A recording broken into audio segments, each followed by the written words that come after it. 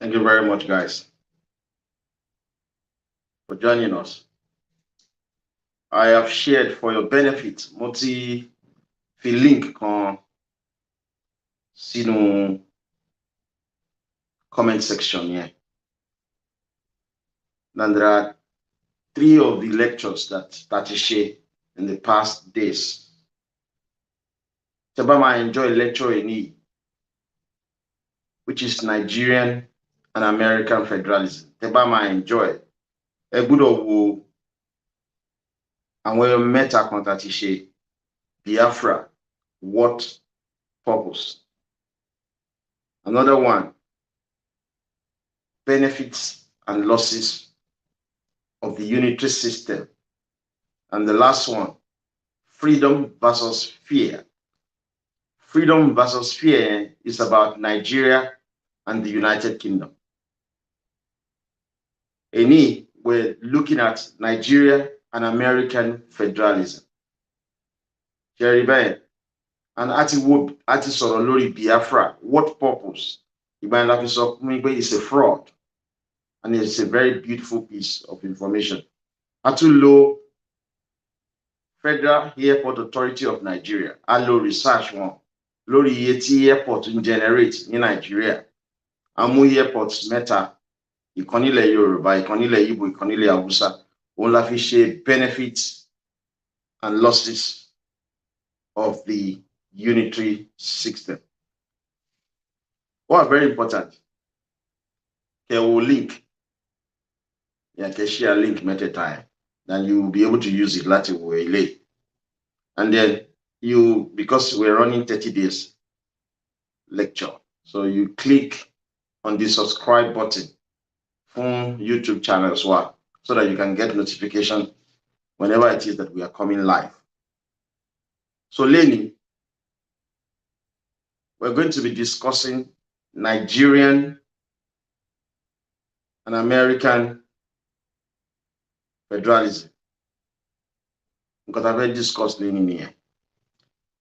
Nigerian and American federalism. Títorí àwọn ọmọ wa la ṣe ṣe nǹkan tá ń ṣe. Because ó wà nínú Bíbélì ìpè kí èèyàn tó kú ó gbọ́dọ̀ ṣiṣẹ́ fún great grandchildren ẹ̀. Ọmọ ìrádà grandchildren. Ó wà nínú Bíbélì pé tí èèyàn kó tó kú ó gbọ́dọ̀ ṣe nǹkan ribiribilẹ̀ tí àwọn grandchildren ẹ̀ máa rí lò, not even the children. Ó wà nínú Islam náà, and I'm very sure ó máa wà nínú òrìṣà tó jẹ́ religion Yorùbá. So títorí ọmọ wa la ṣe ń ṣe lè máa dedicate the political speech yẹn ní sí ọmọ mi. Torí èní ni ọmọ mi officially ó di teenager lẹ́ni. And then but nǹkan kan wá sọ́kàn mi bí mo ti ṣe sọ rí ńgbà kan. Ní 1960 tí Balewa tó jẹ́ ọmọ Fúlàní tó jẹ́ òun ni Prime Minister Nigeria, bàbá mi wà léwe ńgbà yẹn, something akin to a teenager ni bàbá mi wà ńgbà yẹn. Nígbà tí bàbá mi pàdé ìyá mi, ìgbà Shagari regime ni, ìgbà yẹn ni ìyá tó bí mi àti bàbá tó bí mi pàdé ara wọn. Ìgbà yẹn ni wọ́n bí èmi, ọmọ Fúlàní Shagari ló jẹ́ ààrẹ orílẹ̀-èdè Nàìjíríà. Nígbà tí èmi pàdé ìyá àwọn ọmọ mi, Yaradua tó jẹ́ ọmọ Fúlàní ló jẹ́ ààrẹ orílẹ̀-èdè Nàìjíríà. Nígbà tí èmi àti ìyá àwọn ọmọ mi tàbí ọmọ mi. Lẹ́ni ọmọ mi ti di teenager lẹ́ni. Buhari ọmọ Fúlàní ló wà lórí àlééfà Nàìjíríà gẹ́gẹ́ bí ààrẹ. Wọ́n ní ìran mẹ́ta ò kí ń tòṣì. tí Yorùbá á fi Yorùbá orí burúkú tẹ́ máa ń kó kiri pé gbogbo ẹni tó bá ti jẹ́ full blooded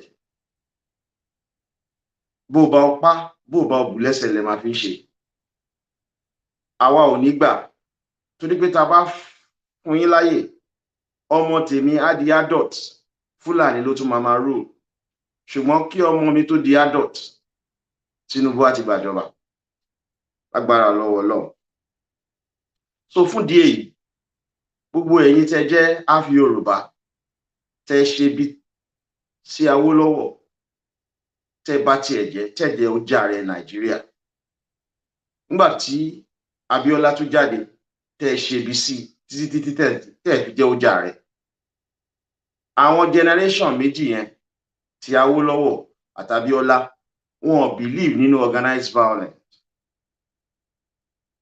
wọn believe nínú non-violence but àwa tá a wà láyé tá a wà láyé lójú ẹ̀mí wa ẹ tún wá fẹ́ báyé Tinubu jẹ́ ẹni tó a expect pé ó máa jàre ní 2023 àwa generation la máa báyé gbogbo ẹ̀yin half Yorùbá jẹ́ pátápátá láì ṣẹ́kọ̀ ẹyọ kan a dẹ̀ ti bẹ̀rẹ̀ sí bàjẹ́ because a ti expose yín ta ṣe expose yín là ń short yín off a mọ̀ pé ẹ̀ ń ṣiṣẹ́ under G láti bà ti Tinubu jẹ́ a ní dẹ̀yìn bí Tinubu bá wọlé gan a lè yín wọ̀gbẹ́ ńlẹ̀ Yorùbá ni torí pé ẹ ti bà 2 generations jẹ́ a ní jẹ́ kẹ́ bà generation Tinubu jẹ́ because òun ni Ọlọ́run fẹ́ lò tó máa jàre orílẹ̀-èdè Nàìjíríà a wá fún wa ní devolve power to the regions tẹ́ bá pa àbí tẹ́ bá ṣe bó bá bù lẹ́sẹ̀ tẹ́ bá tiẹ̀ jẹ́ òun náà go the way of Awólọ́wọ̀ and Abíọ́lá a dẹ̀ ní jẹ́ kó go the way of these two a máa make sure pé gbogbo ẹ̀yin half Yorùbá tẹ́ ń pàdé àpòpọ̀ pẹ̀lú àwọn Ìgbò àtàwùsá Fúlàní ìyà máa jẹ yín láyé á tún jẹ yín lọ́run tí Yorùbá ń pè ní àlùkìámọ̀ ìyà yẹn á jẹ yín so fún ìdí èyí a ti rí videos mẹ́ta tí mo ṣe sọ èyí tí mo ṣe the last one not the yesterday one ni freedom versus fear ẹ ní láti wò ó kẹ́ fi lè gbádùn ilé tí mo fẹ́ wò kẹ́ fi lè kọ́ ẹ̀kọ́ freedom versus fear yẹn lórí United Kingdom ni mo ṣe yẹn lé lórí lénìí lórí America ni ẹ dẹ̀ máa enjoy ẹ̀ gan nǹkan tá a fẹ́ sọ̀rọ̀ lé lórí ni Nigerian and American Federalism Nigeria àti America ò share similar federal system irọ́ bàǹtàbàǹtà ni ṣé mọ̀ pé nílùú America wọ́n máa ń pe olórí orílẹ̀-èdè wọn ní president ní ti Nigeria àwa náà ń pe olórí orílẹ̀-èdè tiwa náà ní president torí ìdí èyí àwọn Ìgbò àti ọmọ Fúlàní máa ń parọ́ wọ́n ní American system là ń practice ní Nigeria rárá fàbàdà system tá à ń practice ní Nigeria system burúkú ni system tó ti ń practice kan tó bí Jésù ni tó jẹ́ pé ó máa ń suppress èèyàn ìyẹn náà ń pè ní feudal system a kì í practice American presidential system o irọ́ ni tá a bá ń practice American presidential system Fúlàní ò ní lẹ́mìí bọ́n ṣe lẹ́mìí so ẹ má jẹ́ kán tàn yín rárá kí wá ní system tá à ń practice nínú Nàìjíríà òun ni mo fẹ́ fi wọ̀nyí ṣètìlẹ nǹkan tí mo pè ní overview yẹn ló wo nǹkan tí àwọn Ìgbò máa ń sọ nǹkan tó ń ṣẹlẹ̀ ní ìlú United States of America nǹkan tó ń ṣẹlẹ̀ ní Nàìjíríà ṣètìlẹ báyìí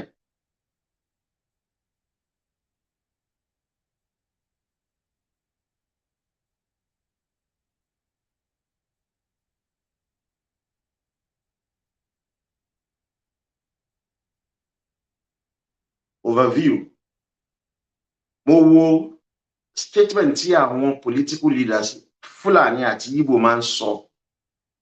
Àwọn méjèèjì máa ń parọ́. Wọ́n ní pé Nigeria practices the American federal system. Irọ́ ló jẹ́ bẹ́ẹ̀. Ẹ jẹ́ ká wo American federal system yẹn gangan bó ṣe jẹ́. Ní ìlú Amẹ́ríkà, àwọn states wọ́n ní constitution tiwọn. States nínú Nigeria wọn ò ní constitution tiwọn. Ní ìlú Amẹ́ríkà, àwọn states ló ń control kóòtù tiwọn. Ní Nigeria, states kò lè control court system. Ní ìlú Amẹ́ríkà, àwọn states ló ń control ọlọ́pàá tiwọn. Ní Nigeria, state kò lè control ọlọ́pàá. Ní ìlú Amẹ́ríkà, àwọn state ló ń control military tiwọn. Ní Nigeria, state kò lè control military. Ní Amẹ́ríkà, state ló ń control ọrọ̀ ajé wọn, wealth wọn àti taxes táwọn èèyàn ń san. State ló ń control ẹ̀. Ní Nigeria, state ò lè control resources ẹ̀, state ò lè control wealth ẹ̀, state ò lè control taxes ẹ̀. So àwọn Igbo àti Fúlàní tó máa ń sọ̀rọ̀, wọ́n ní Nigeria is practicing American federal system. Irọ́ ni. Feudal system là ń practice tá à ń pè ní unitary system. System tí ò dáa ni, òun ló ń bayé Yorùbá jẹ́. Torí ẹ̀ ní Igbo ṣe máa ń jà kìtàkìtà láti fẹ́ jẹ́ ààrẹ orílẹ̀-èdè Nàìjíríà. Torí unitary system tá à ń practice ni àwọn Fúlàní máa ń sọ fún gbogbo ayé pé àwọn ò ní fi agbára president Nàìjíríà sílẹ̀. Torí unitary system yẹn làwa ṣe ń pariwo pé gbogbo ojúlówó ọmọ Yorùbá a gbúdọ̀ jẹ́ kí Tinubu dààrẹ. Tí ò bá dààrẹ, a gbúdọ̀ ba Èkó jẹ́. Irọ́ bàǹtàbàǹtà ni Fúlàní àti Ìgbò máa ń pa wípé Nigeria ní the same system as America. Láíláí kò jọra wọn rárá. YYF ti ń sọ̀rọ̀ látọdún tó ti pẹ́ pé Yorùbá ò ní gba zoning. Ṣé gbogbo yín lẹ mọ̀ yẹn? Àwọn tó sọ pé a máa rotate presidential seat ní Nigeria, wípé tí Ìgbò bá ti jẹ lénìí, Fúlàní á jẹ lọ́la, Yorùbá á jẹ nígbà kẹta. Àwa sọ pé a ò gbà. Ọmọ Yorùbá, ojúlówó ọmọ Yorùbá nìkan ni ó máa jẹ ààrẹ orílẹ̀-èdè Nàìjíríà, nítorí pé àwa là ń bọ́ Ìgbò, àwa là ń bọ́ Fúlàní. Kí ló dé tí ẹ̀yin ò ṣe circulate statement yẹn nígbà tí Fúlàní sọ pé òun ò ní fi ipò ààrẹ sílẹ̀, pé tí Buhari bá kúrò ńbẹ̀, ọmọ Fúlàní míì látújà ààrẹ? Ẹ wá bẹ̀rẹ̀ sí ń circulate ẹ̀ káàkiri. Ẹ ń pípa Fúlàní ò fẹ́ lọ. Wọ́n ní right láti má lọ. Gbogbo èèyàn ló ní right. Ìgbò ní right láti fẹ́ jẹ́ ààrẹ Nàìjíríà. Haúsá Fúlàní ní right láti má kúrò ńbẹ̀. Yorùbá ní right láti jàre kó dẹ̀ má gbé fẹ́lòmíì mọ́. Kò sí nǹkan tó ń tini lójú nínú nǹkan táwọn Fúlàní sọ tí gbogbo yín pín kiri. Tọmọ Fúlàní kan sọ̀rọ̀ wípé àwọn làwọn pọ̀ jù, àwọn ò ní fi ààrẹ sílẹ̀, àwọn á tó jọdún 4 lọ ni. Ẹ wá ń pín káàkiri ẹ̀yin Libra, ẹ̀yin torí yín ti dàrú, ẹ̀yin tẹ́ ẹ̀ lọ́pọlọ. Èyí táwa ń sọ ó ju tèyí tí Fúlàní sọ lọ. Ẹni tó sọ̀rọ̀ fún Fúlàní kò sẹ́nì kankan tó yàn, kò ní position kan nínú authority. Àwọn gúrùpù ni bíi Young Yorùbá for Freedom náà ni wọ́n ní ẹ̀tọ́ láti sọ̀rọ̀, láti jà fún orílẹ̀-èdè Fúlàní. Àwa náà ní ẹ̀tọ́ láti jà, láti sọ̀rọ̀ fún orílẹ̀-èdè Yorùbá. Torí ẹ̀ la ṣe ń sọ fún yín pé Ìgbò ò ní jàre Nàìjíríà, Fúlàní ò ní jàre Nàìjíríà mọ́. Yorùbá nìkan ni ó máa jàre orílẹ̀-èdè Nàìjíríà.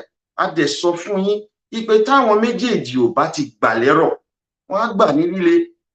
Á kúrò nù Nàìjíríà ni. Kí ló yàtọ̀ sí nǹkan tí ọmọ Fúlàní yẹn sọ? Kò sí yàtọ̀. Wèrè Fẹ́mi Fani-Káyọ̀dé tó ti ya wèrè rí, bóyá lẹ mọ̀, ó ya wèrè rí, lọ́n gbé lọ sí church Ghana. Ọmọ Fúlàní dẹ̀ ni. Torí ẹ̀ ni Fúlàní ò ṣe tì mẹ́wọ̀n. Tó bá jẹ́ pé Yorùbá ni Fẹ́mi Fani-Káyọ̀dé, yóò wà lẹ́wọ̀n ni. Fúlàní lò ó, ibẹ̀ ló ti ń rówó. Ìsọkúsọ tó ń sọ, iṣẹ́ ló ń ṣe fún Fúlàní.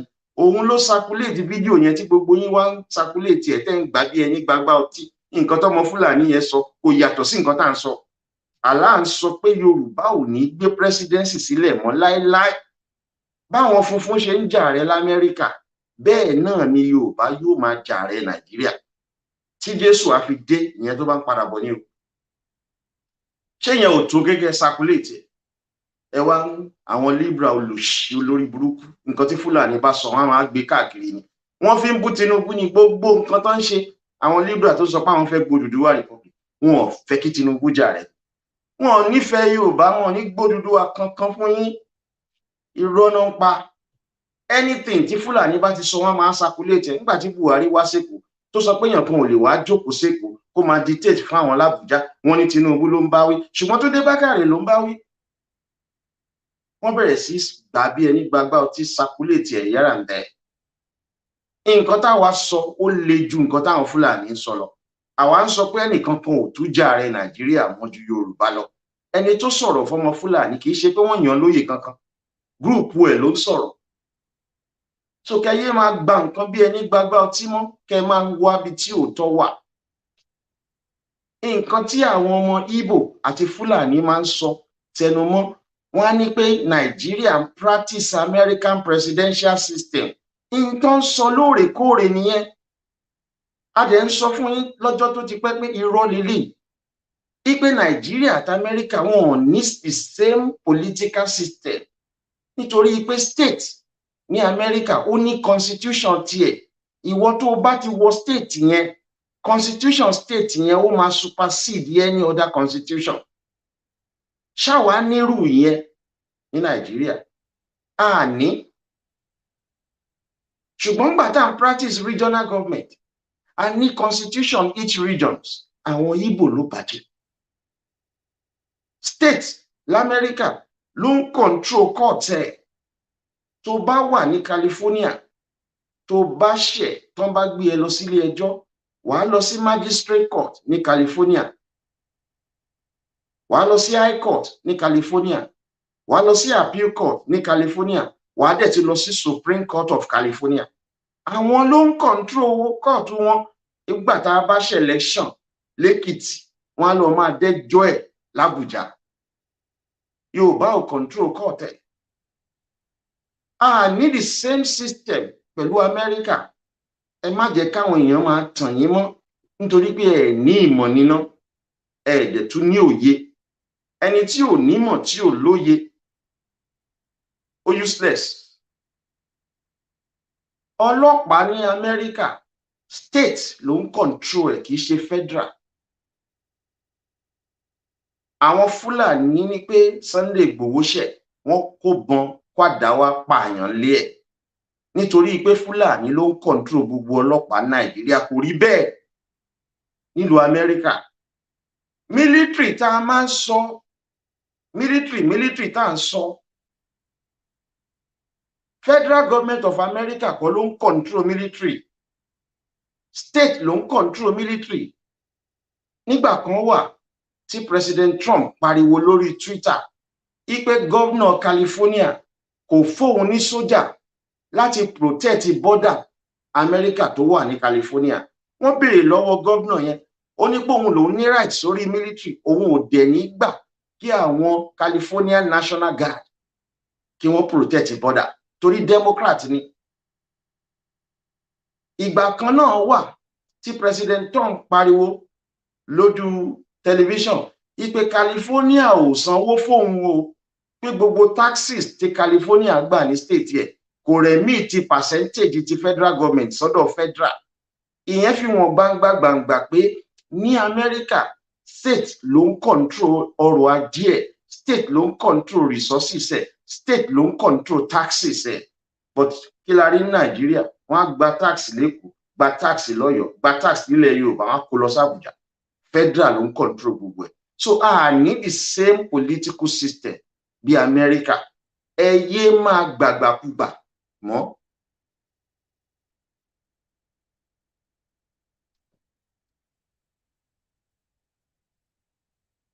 America tá à ń sọ lénìí, America tá à ń polówó.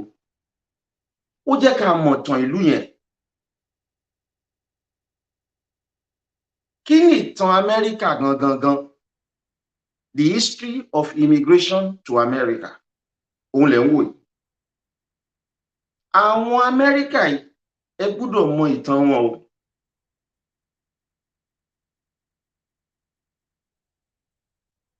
Ṣóyè yín? Báwo ni wọ́n ṣe dá Amẹ́ríkà sílẹ̀? Ó pọn dandan kẹ́ ẹ mọ̀.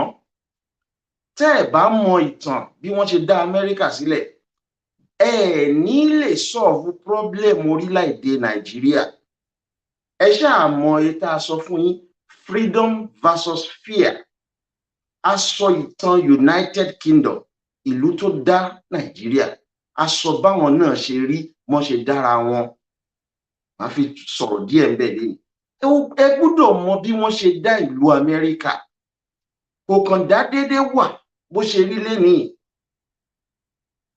Àwọn èèyàn kan ní àwọn méje ló kúrò nílùú títí wọn tọ́lọ́run dá wọn sí. Àwọn méje, wàhálà méjì ló bá gbogbo àwọn méjèèje nílùú tọ́lọ́run dá wọn sí. Wọn ò fẹ́ political system tó wà ń bẹ̀. Wọ́n ní pé àwọn kan sọra wọn di Ọlọ́run. Wọ́n wá ń jẹ gàba lé àwọn lórí, wọ́n wá ń pa àwọn. Wọ́n wá fẹ́ sá kúrò nílùú méje. Number 1 reason nìyẹn. Number 2 reason ni pé gbogbo wọn ń ṣe Roman Catholic. Wọ́n lè láwọn ò fẹ́ ẹ̀sìn yẹn, pé àwọn fẹ́ ṣe Protestant, bíi Methodist Church, bíi Anglican Church. Wọ́n láwọn fẹ́. Ṣùgbọ́n gbogbo ìlú méjèèje tí màá dárúkọ yìí, Roman Catholic ni wọ́n, nítorí Roman Empire ló ń rúùlù wọn. Àwọn èèyàn bẹ̀ ìlú ò fararọ fún wọn, wọ́n wá fẹ́ sá kúrò. Àwọn ìlú méje, nígbà tí wọ́n máa sá, wọ́n sá lọ sí ìlú tẹ̀ ń pè ní United States of America lẹ́nu. Àwọn wo ni àwọn méje tó sá kúrò nílùú títí wọn tọ́lọ́run dá wọn sí tó lọ sí Amẹ́ríkà? English, French, German, Spanish, Portuguese, Italian and Belgian. Àwọn ni wọ́n kúrò ní orílẹ̀-èdè títí wọn. Ẹ jẹ́ kí n expand kí ní ìkẹ́ bá lè rí dáadáa. Máàpù yẹn tẹ́ ń wò yẹn, ìlú àwọn méje yẹn ni. Ibi tí wọ́n ti sá kúrò nìyẹn. Western Europe náà wà. Ibẹ̀ ni wọ́n ti sá kúrò tí wọ́n fi sá dé Amẹ́ríkà tẹ́ rí lénìí. Ẹ máa fọkàn bá mi lọ. Tí ẹ bá mọ ìtàn bí Amẹ́ríkà ṣe rí, ẹ ní mọ bẹ́ẹ̀ ṣe solve problem Nàìjíríà. Nítorí pé àwọn Ìgbò àti Fúlàní ti parọ́ fún yín wípé American system là ń lò, kò dẹ̀ ń ṣe bẹ́ẹ̀. Àwọn méje yìí nígbà tí wọ́n dé ìlú Amẹ́ríkà, ìlú yẹn ò fararọ. Àwọn tí Ọlọ́run dá sí Amẹ́ríkà tí wọ́n ń pè ní Native America, wọ́n bẹ̀rẹ̀ sí yẹgi fún wọn. Wọ́n pa wọ́n, wọ́n pa ṣégè sí wọn lára, wọ́n exterminate wọn ló ń jẹ́ bẹ́ẹ̀. Àwọn yẹn gbógun tì wọ́n pé ẹ̀yin tẹ́ ń bọ̀ láti ìlú yín, ẹ wá fẹ́ gbalẹ̀ wa, a ò ní gbà. Wọ́n ja ogun.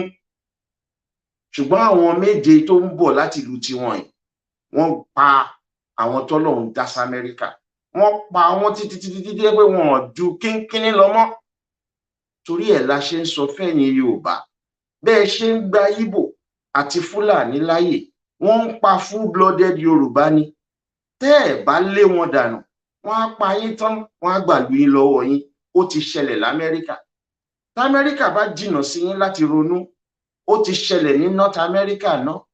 Tẹ́ bá rí Egypt, Algeria, Morocco, Libya, Tunisia, àti another one tẹ́ ń pè ní North America yẹn. Àwọn ìlú yìí èèyàn dúdú lọ́lọ́run dá síbẹ̀. Àwọn Arabs wọ́n kúrò nílùú títí wọn ní Saudi Arabia, ní Iran, Iraq, United Arab Emirates, wọ́n kúrò nílùú wọn, wọ́n wá gbógun jà àwọn tó wà ní North America, wọ́n pa gbogbo wọn pátápátá, wọ́n gbà lù wọn lọ́wọ́ wọn. Torí ẹ̀ ní North America ṣe rí àwọn Arabs níbẹ̀ lénìí. Tẹ́ bá ń gba àwọn àtọ̀húnrìn wá sílẹ̀ Yorùbá, wọ́n á máa pẹ̀yìn full blooded ní. Ẹ wọlé Yorùbá lénìí, àwa nìkan nínú Nàìjíríà ni ẹni tí ò kí ń ṣojú lówó ọmọ Yorùbá tí ń jẹ gọ́vnà. Half Yorùbá nira. Gbénga Daniel, ọmọ Urhobo ní, ó jẹ gọ́vnà ilẹ̀ Yorùbá.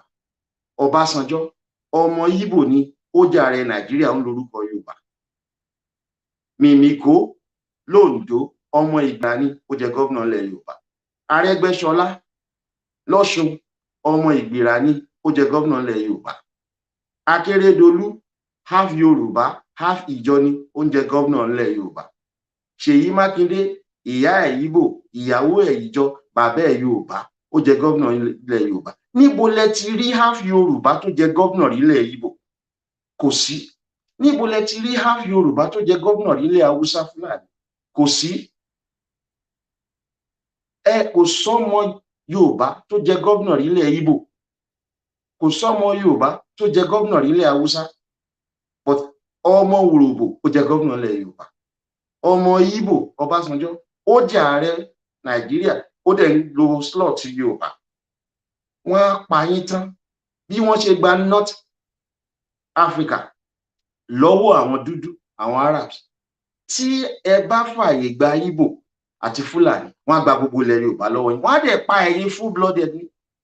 Báwọn Americans, àwọn English, French, German, Spanish, Portuguese, Italians àti Belgian, wọ́n kúrò nílùú tiwọn ní EU, wọ́n lọ sílùú America. Gbogbo àwọn tọ́lọ́run dá síbẹ̀, wọ́n pa wọ́n tán yányán. Irú ẹ̀ ni Ìgbò ń ṣe fún wa, irú ẹ̀ l'Haúsá ń ṣe fún wa. Wọ́n ń wọ oko wa, máa ṣe gbalẹ̀ yín nìyẹn. Wọ́n á máa pa yín díẹ̀. Ìgbà tí wọ́n bá pa yín dáadáa, àwọn tó kù àkúkú para wọn àbí kan sá kúrò lọ. Bí wọ́n ṣe dá Amẹ́ríkà sílẹ̀ nìyẹn o. Nígbà tí wọ́n wá pa àwọn tí Ọlọ́run dá sí Amẹ́ríkà, tí wọ́n pa wọ́n tán yányán, nǹkan tí òyìnbó ń pè ní extermination nìyẹn. History tí mò ń sọ fún yín, wọn ò fi pamọ́, wọ́n kọ gbàgàdàgbàdàgà sí ìwé táwọn ọmọ wọn ń kà, wọ́n ń kọ́ wọn. Ẹ̀yin dúdú lẹ̀ kì í fẹ́ sọ history torí pé ẹ ń fẹ́ suppress àwọn èèyàn ní ẹ̀ẹ́dẹ̀ fẹ́ lọ́pọlọ. Ìlú tí wọn bá ti ṣe history, ìlú yẹn ò ń dàgbà. Ọbásanjọ́ ló gbé history kúrò nínú curriculum, ọmọ Ìgbò ni. Torí ẹ̀ ni Ìgbò ṣe máa ń parọ́ fún yín páwọn fẹ́ Biafra, ẹ máa gọ̀, wọn ò fẹ́, irọ́ ni.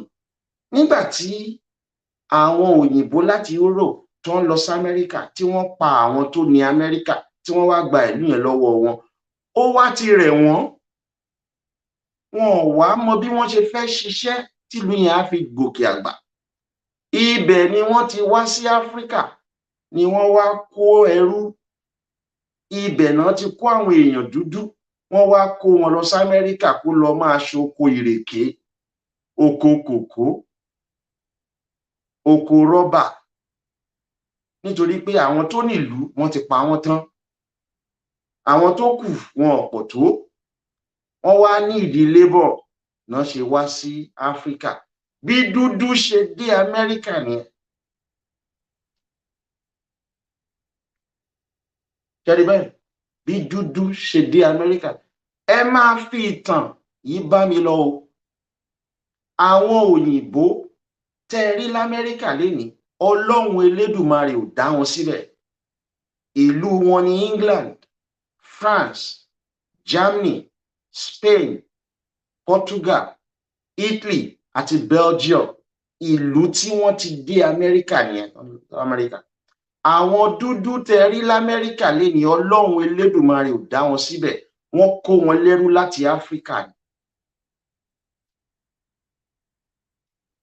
Mo ń sọ ìtàn Amẹ́ríkà fún yín kẹ́ lè mọ̀ pé àwọn dúdú àtàwọn funfun tó wà l'Amẹ́ríkà lénìí, Ọlọ́run ò dá wọn síbẹ̀. They are immigrants.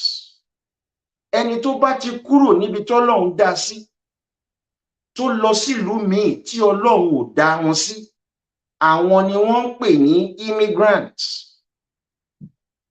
foreigners ló ń jẹ́ bẹ́ẹ̀. Ọlọ́run ò dá Hausa Fúlàní sílẹ̀ Yorùbá, Ọlọ́run ò dá Ìgbò sílẹ̀ Yorùbá, immigrant ní Ìgbò àti Hausa Fúlàní nílẹ̀ Yorùbá. Ẹ má jẹ́ kán gbalẹ̀ Yorùbá mọ́ yín lọ́wọ́. Tẹ́ ẹ̀ bá gbàjọba 2023, àwọn Fúlàní àti Ìgbò ń ṣiṣẹ́ papọ̀, wọ́n á pa gbogbo ẹ̀yin full-blooded Yorùbá tán, wọ́n á dẹ̀ gba ilẹ̀ yín lọ́wọ́ yín nítorí pé ẹ ní nǹkan táwọn ò ní. Ẹ lépo, ẹ tún lómi. Ìgbò ò lépo, Ìgbò ò lómi. Fúlàní ò lépo, Fúlàní ò lómi. Àwọn méjèèjì wá ń pàdé àpò pọ̀ pa yín. Wọ́n pa Bíọ́lá àti ìyàwó ẹ̀ full-blooded ní. Wọ́n pa Awólọ́wọ̀ àtọmọ ẹ̀ full-blooded ní. Wọ́n fẹ́ pa Tinubu nítorí pé full-blooded Yorùbá ló jẹ́. Tán bá pa Tinubu successfully, ẹnu irú àwa ìyáhọ wò á ní lè sọ̀rọ̀ wọn ta gbangba torí àwa ló kù tán á pa. Torí ẹ̀ la ṣe ń sọ fún yín pé ẹ gbọ́dọ̀ support Tinubu kó jàre. Tẹ́ ẹ̀ bá support ẹ̀ kò ní síran Yorùbá mọ́. Bí wọ́n ṣe dá Amẹ́ríkà sílẹ̀ nìyẹn o. Ẹ lọ jẹ́ kí nǹkan kan yé yín. Àwọn tó wà l'Amẹ́ríkà, immigrant ni gbogbo wọn, àtòyìnbó àti dúdú. Kì í ṣe ibi tọ́lọ́run dá wọn sí nìyẹn. Ẹ wo eléyìí tẹ́ ẹ fi wọ̀nyí.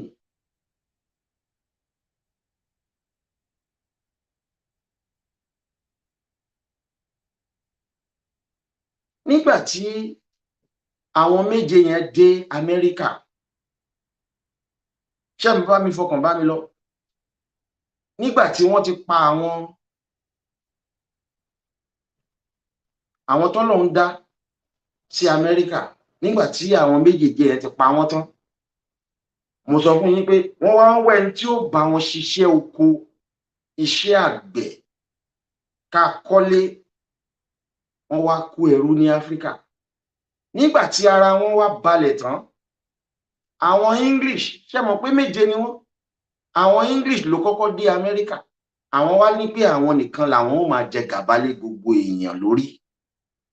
Ogun wá bẹ̀rẹ̀. Àwọn French, German àti Spanish wọ́n gbé ogun, wọ́n kojú English. Wọ́n para wọn títí. Ìjà náà wá parí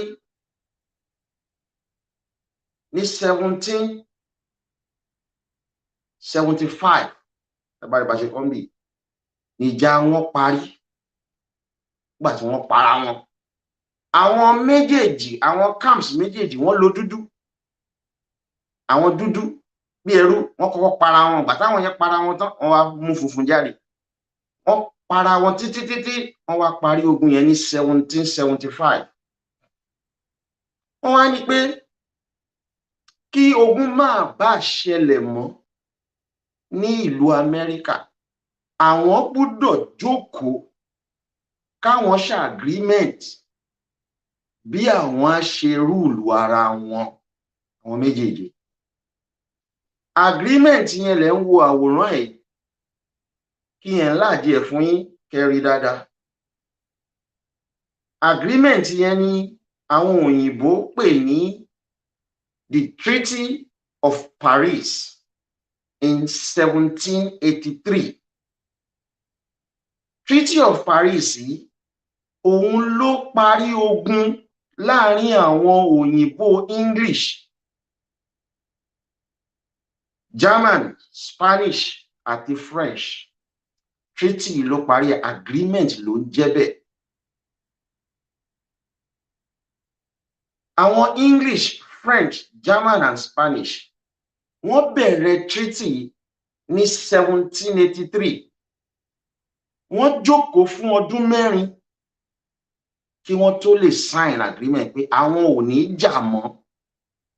Wọ́n sign agreement ní 1787. Lẹ́yìn ìgbà tí wọ́n ti para wọn nípakúpa nìyẹn, wọ́n wá jókòó lọ́dún 4 yẹn pé báwo la ṣe ṣèjọba Amẹ́ríkà? A gbọ́dọ̀ sọ. torí eléyìí ni mo ti ń sọ fún yín ẹ̀yin ọmọ Yorùbá, tẹ́ ẹ bá fẹ́ jẹ́ kí Tinubu jàre àbí tẹ́ ẹ bá fẹ́ gba Odùduwà Republic, tẹ́ ẹ bá fi tógun ṣe, kò síbi tẹ́ ẹ ń lọ, wọn ò ní gbágbára fún yín. A sọ pé kì í ṣe pé gbogbo èèyàn ni ó jagun, Èkó nìkan la bàjẹ́. Tá a bá jó Èkó, tá a ṣọ̀tì ẹ̀ dáhùn, Tinubu á jàre, á dẹ̀ tún rí Odùduwà Republic. ṣùgbọ́n tẹ́ ẹ bá jà, ẹ lọ bí kankan, Tinubu ò ní jàre, Oòduà ẹ ní rí, ìyà dẹ̀ máa jẹ yín.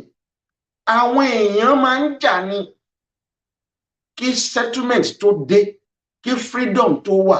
Àwọn ìlànà ọmọ Oòduà limited, àwọn yẹn fi ń ṣe jẹun ní, tí wọ́n ní àwọn ń gbé placard, àwọn ń protest nílùú Amẹ́ríkà, protest nílùú England, protest káàkiri. Protest ò gbé nǹkan kan jáde, ẹ máa parìdàrìdà bí iṣẹ́ àbábà ni, kò sáǹfààní nínú kékeré máa lo placard kẹ máa pariwo kiri ojú títì. Ẹ̀yin ẹbẹ̀ kó jẹ́, ẹ rí i pé wọ́n á bẹ̀ yín, wọ́n á máa fi presidency Nàìjíríà bẹ̀ yín. So nígbà tí àwọn méjèèjì jagun tí wọ́n para wọn, wọ́n jókòó ipe àwọn ò ní para àwọn mọ́, ṣùgbọ́n báwo làwọn á ṣe máa ṣèjọba Amẹ́ríkà, nítorí pé nǹkan tí wọ́n fi lọ sójú ogun ni pé English nìkan ló ń dominate wọn. Àwọn yòókù dẹ̀ sọ pé àwọn ò gbà, gbogbo owó tán bá pa l'Amẹ́ríkà, English á kó, á lọ máa fi tún England ṣe, á máa jẹ gàba lé gbogbo àwọn òyìnbó ẹgbẹ́ ẹ̀. Nǹkan tó dógun sílẹ̀ nìyẹn. Ṣùgbọ́n wọ́n jókòó fún ọdún mẹ́rin, between 1783 to 1787. Wọ́n jókòó, wọ́n wá agree pé constitution àwọn rèé o, àwọn máa create states ní Amẹ́ríkà o. Ẹ̀yin tẹ́ ẹ jẹ́ English, French, German, Spanish, Portuguese, Belgian àti Italian, ẹ create state yín ni o nílùú Amẹ́ríkà, ẹ máa rúùlù ara yín ni. Ṣùgbọ́n each state l'Amẹ́ríkà yóò máa dá percentage owó tí wọ́n bá ń rí, yóò máa dá fún federal. Àwọn á ní federal tí ò ní agbára ju 7 lọ, ṣùgbọ́n gbogbo agbára yòókù àwọn á fún state. Nídìí èyí, a ní máa bára wa jà mọ́.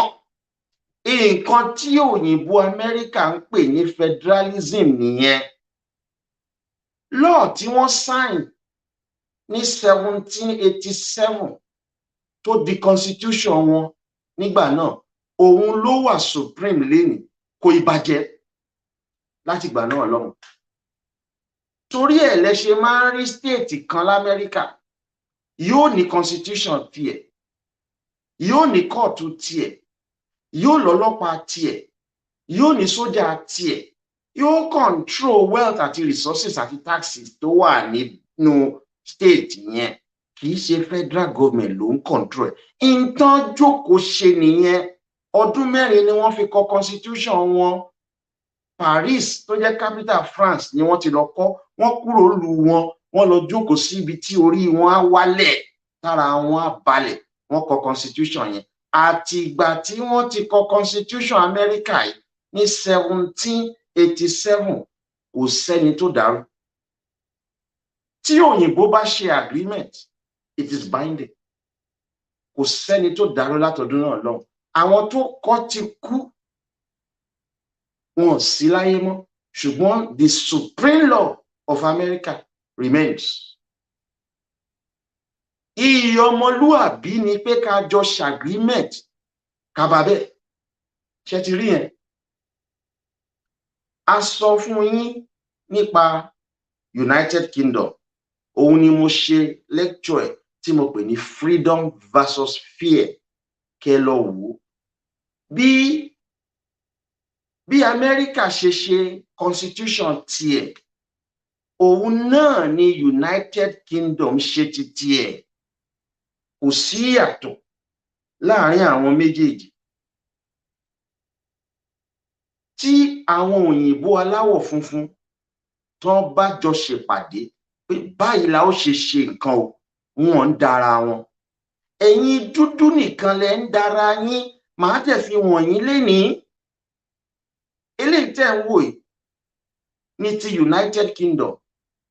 Àwọn èèyàn mẹ́rin ló jókòó between 1535 and 1801. That is 266 years ni wọ́n fi perfect union wọn. America perfect union ti tiẹ̀ ní ọdún mẹ́rin between 1783 to 1787. Ọdún mẹ́rin péré ni ìlú America ló fi form union, torí ẹ̀ náà ṣe ń pè ní United States of America. Mo ti sọ fún yín pé United mean pé àwọn tó jókòó papọ̀ tó forí korí tí wọ́n ṣe agreement tó jẹ́ constitution, àwọn ló máa ń lo orúkọ United, nítorí pé wọ́n fojú korí ni wọ́n fọwọ́sowọ́pọ̀, wọ́n wá kọ constitution. Torí ẹ̀ ni America ṣe ń jẹ́ orúkọ tẹ́ ń pè United States of America. Àwọn òyìnbó UK náà forí korí ni, torí ẹ̀ náà ṣe ń pèlú wọn ní United Kingdoms. Àwọn mẹ́rin ló forí korí: England, Wales, Scotland and Northern Ireland. Wales àti England wọ́n sign agreement ní 1535 and 1542. Àwọn English lọ bá Wales pé ẹ jẹ́ a pa ara wa pọ̀. Wọ́n sọ ní 1535. Àwọn Wales ní pé ẹ fáwọn láyè káwọn dàárò. Wọ́n dàárò bí ọdún 7 sí 9, 35, 36, 37, 38, 39, 40, 41, 42, ọdún 7 ni wọ́n fi dàárò. Wọ́n wá pẹ̀lú English, wọ́n ní pé àwọn ti dàárò, àwọn fẹ́ wá, jẹ́ ká parapọ̀. Scotland náà wọlé, wọ́n sọ fún wọn pé kán wá darapọ̀ mọ́ àwọn ní 1701. Ọdún 5 ni Scotland fi dàárò. Nígbà tó di 1706, ó ní mo ti dàárò, mo fẹ́ darapọ̀ mọ́ yín. Nígbà tó di 1801, àwọn Irish náà join. Tẹ́ bá wo period yẹn is 266 years ni wọ́n fi perfect union yẹn. Nǹkan tó mì ní pé ni wọ́n fi ń negotiate. Oníkálukú wà láàyè tara ẹ̀, kò sẹ́ni gbébọn ipe tó o bá darapọ̀ mọ́ a pa ọ́, tó o bá kúrò nínú ẹgbẹ́ yìí a pa ọ́, kò sẹ́ni sọ bẹ́ẹ̀. Bí Fúlàní ṣe máa ń sọ̀rọ̀ òkú ọ̀rọ̀, Buhari á dìde á ní Nigeria is not negotiable. Olórí burúkú làwọn èèyàn yìí. Kò sẹ́ni tó lo language not negotiable l'Amẹ́ríkà nígbà tí wọ́n jọ ń forí korí. Kò sẹ́ni tó lo language not negotiable ní UK nígbà tí wọ́n jọ ń forí korí. Àwọn olórí burúkú Fúlàní àti Igbo ló máa ń sọ pé Nigeria is not negotiable, torí pé ó lè ní wọ́n. Èèyàn dúdú wọ́n ní ìwà burúkú. Ẹ wo bóyìnbó ṣe ń ṣe tiẹ̀. Constitution United Kingdom ó wà gédégbé lẹ́ni láti ìgbà tí wọ́n ti ṣe. Ṣé rí bẹ́ẹ̀? Kò ń ṣe pé Nàìjíríà náà ò rí bí Amẹ́ríkà, kò ń ṣe pé kò rí bí United Kingdom. Àwa náà negotiate. Ìwà dúdú Igbo àti Fúlàní ni ò dáa. Ẹ wo Amẹ́ríkà, àwọn mẹ́rin náà ló negotiate: the English, French, German and Spanish. Ní United Kingdom, àwọn mẹ́rin náà ló negotiate: English, Wales, Scotland and Irish.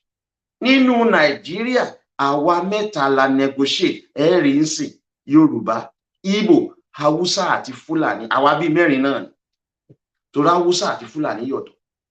Àwa mẹ́rin la negotiate Nàìjíríà. Ṣé rí bẹ́ẹ̀? Kí ló dé tí ti wá ṣe wá yàtọ̀? Constitution America tí wọ́n ṣe ní 1786 òun náà ń lòdì ní. Agreement tí àwọn United Kingdom ṣe tán parí ní 1801 òun náà ń lòdì ní. Àwa náà ṣe agreement. Ẹ jẹ́ ká máa fara lọ. Ṣé rí bí mo ṣe sọ́ńbì? Mo ní the creation of the United States of America took only 4 years. That of the United Kingdom of Great Britain and Ireland took 266 years. Both countries were created by its people.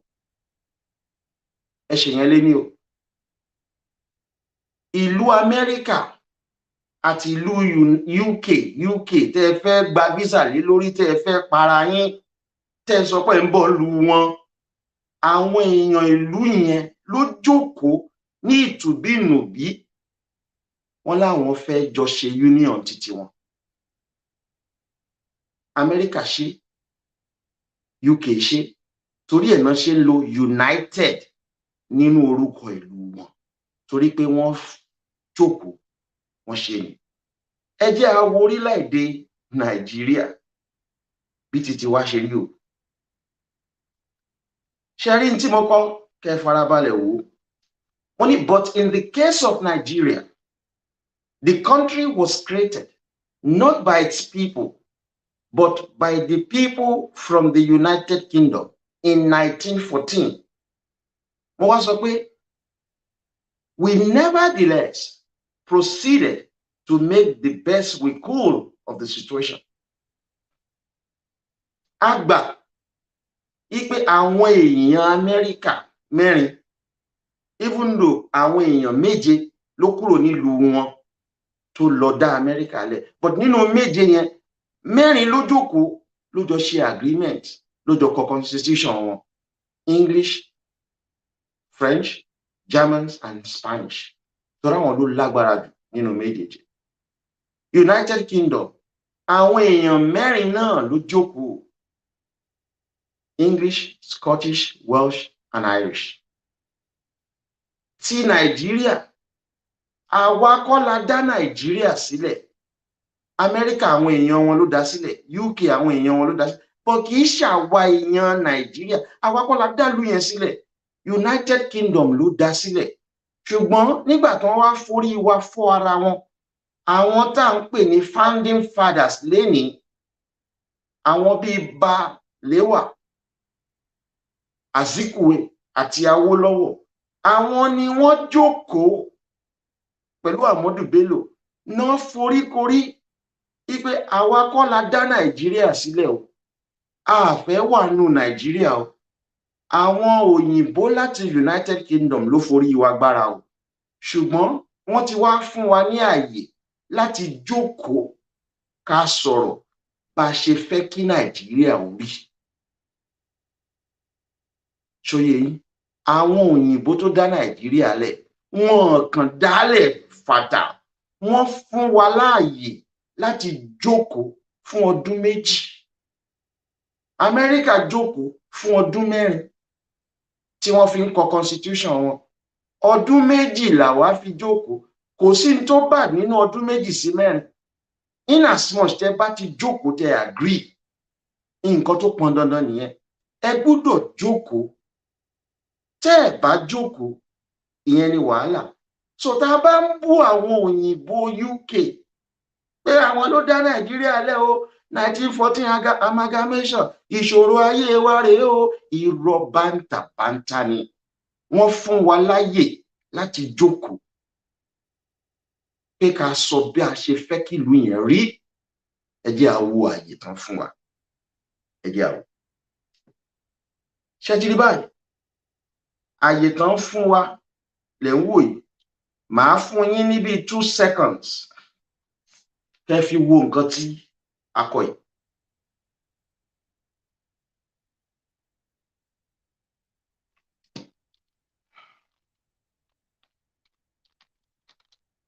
Mi ì mọ̀ bóyá ẹ rí àwòrán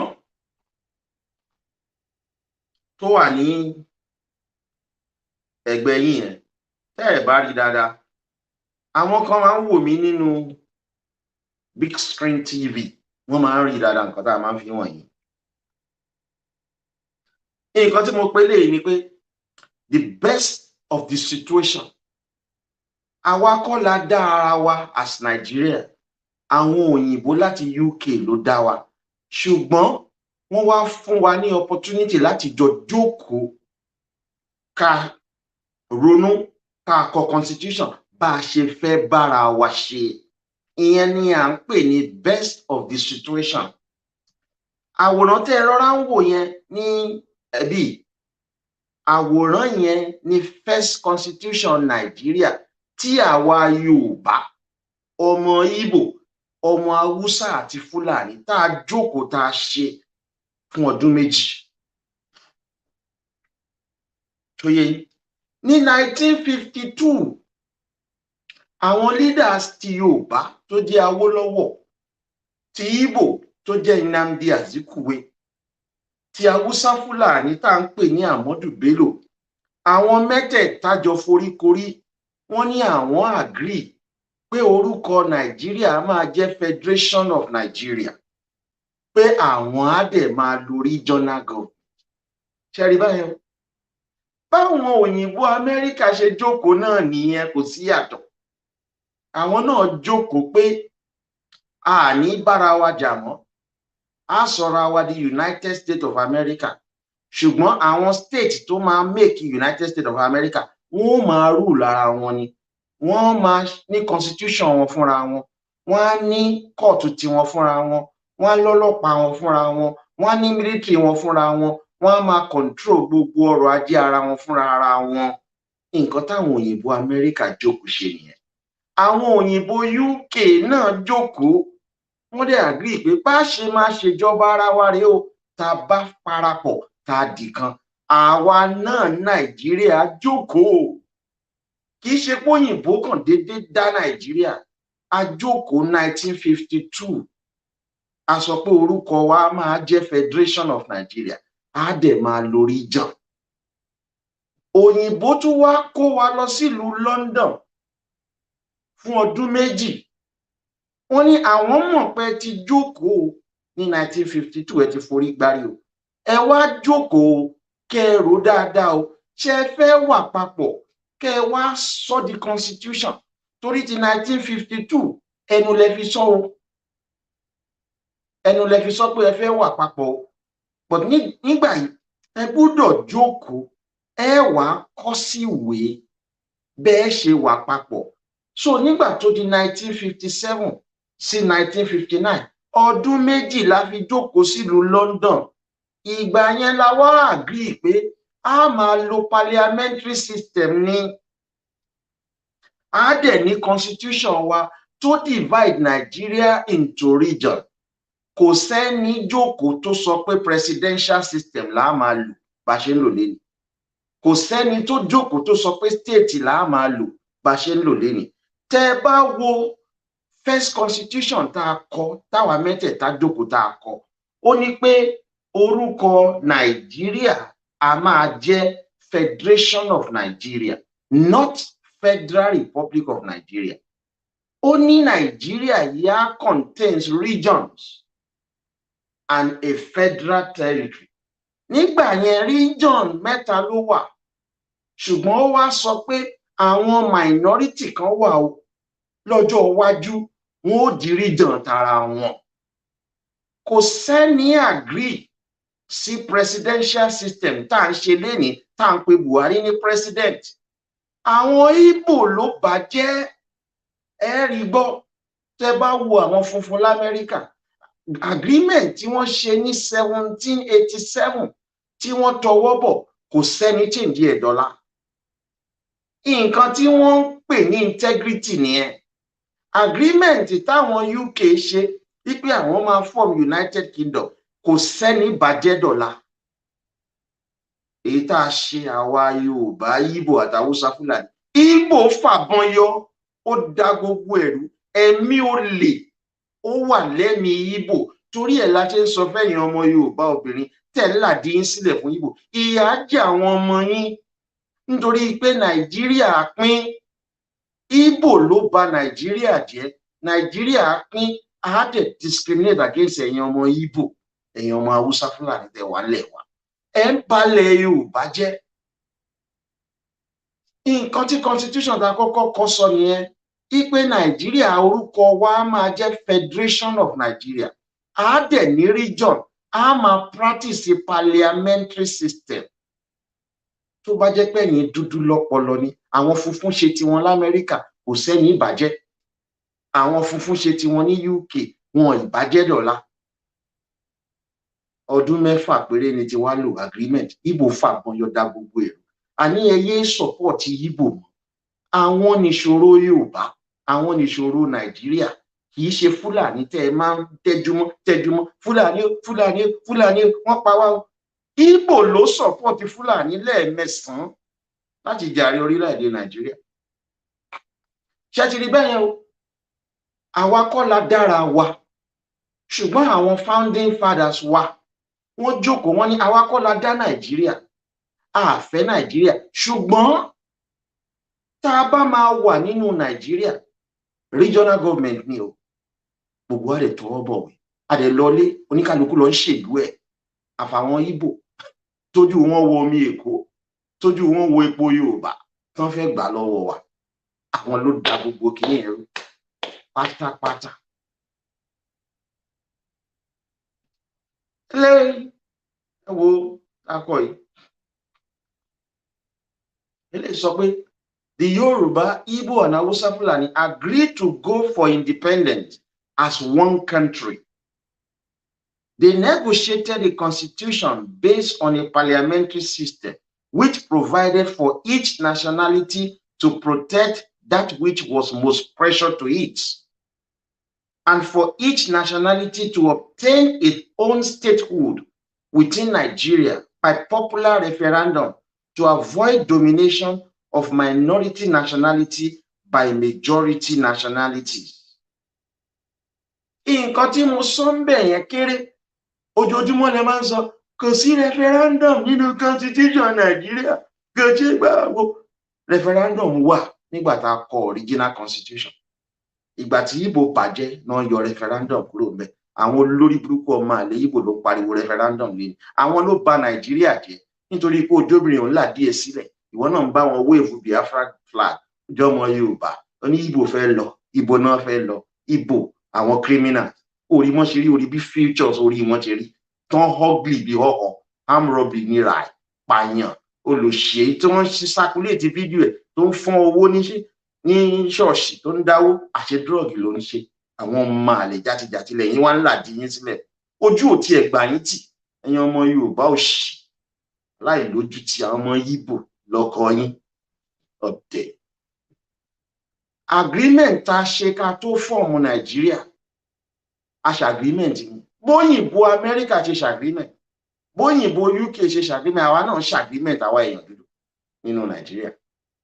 A sọ pé a ní gbà kí majority kó máa suppress minority, ipe àwa 3 regions sí o tá jẹ́ majority Yorùbá, Ìgbò àti Hausa Fulani, àwọn minority tó wà nínú region wa á fún wọn ní region wọn o, nítorí pé kí ni, ká má bàa máa allow majority kó máa suppress minority nationalities. Constitution tó dáa ni.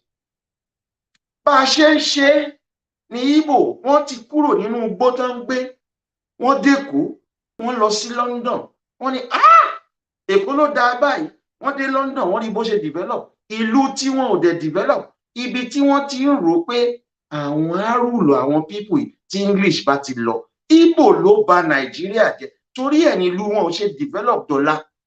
Wọn ò ní ọpọlọ, iṣẹ́ táwọn èèyàn ti ṣe náà máa ń fẹ́ jí.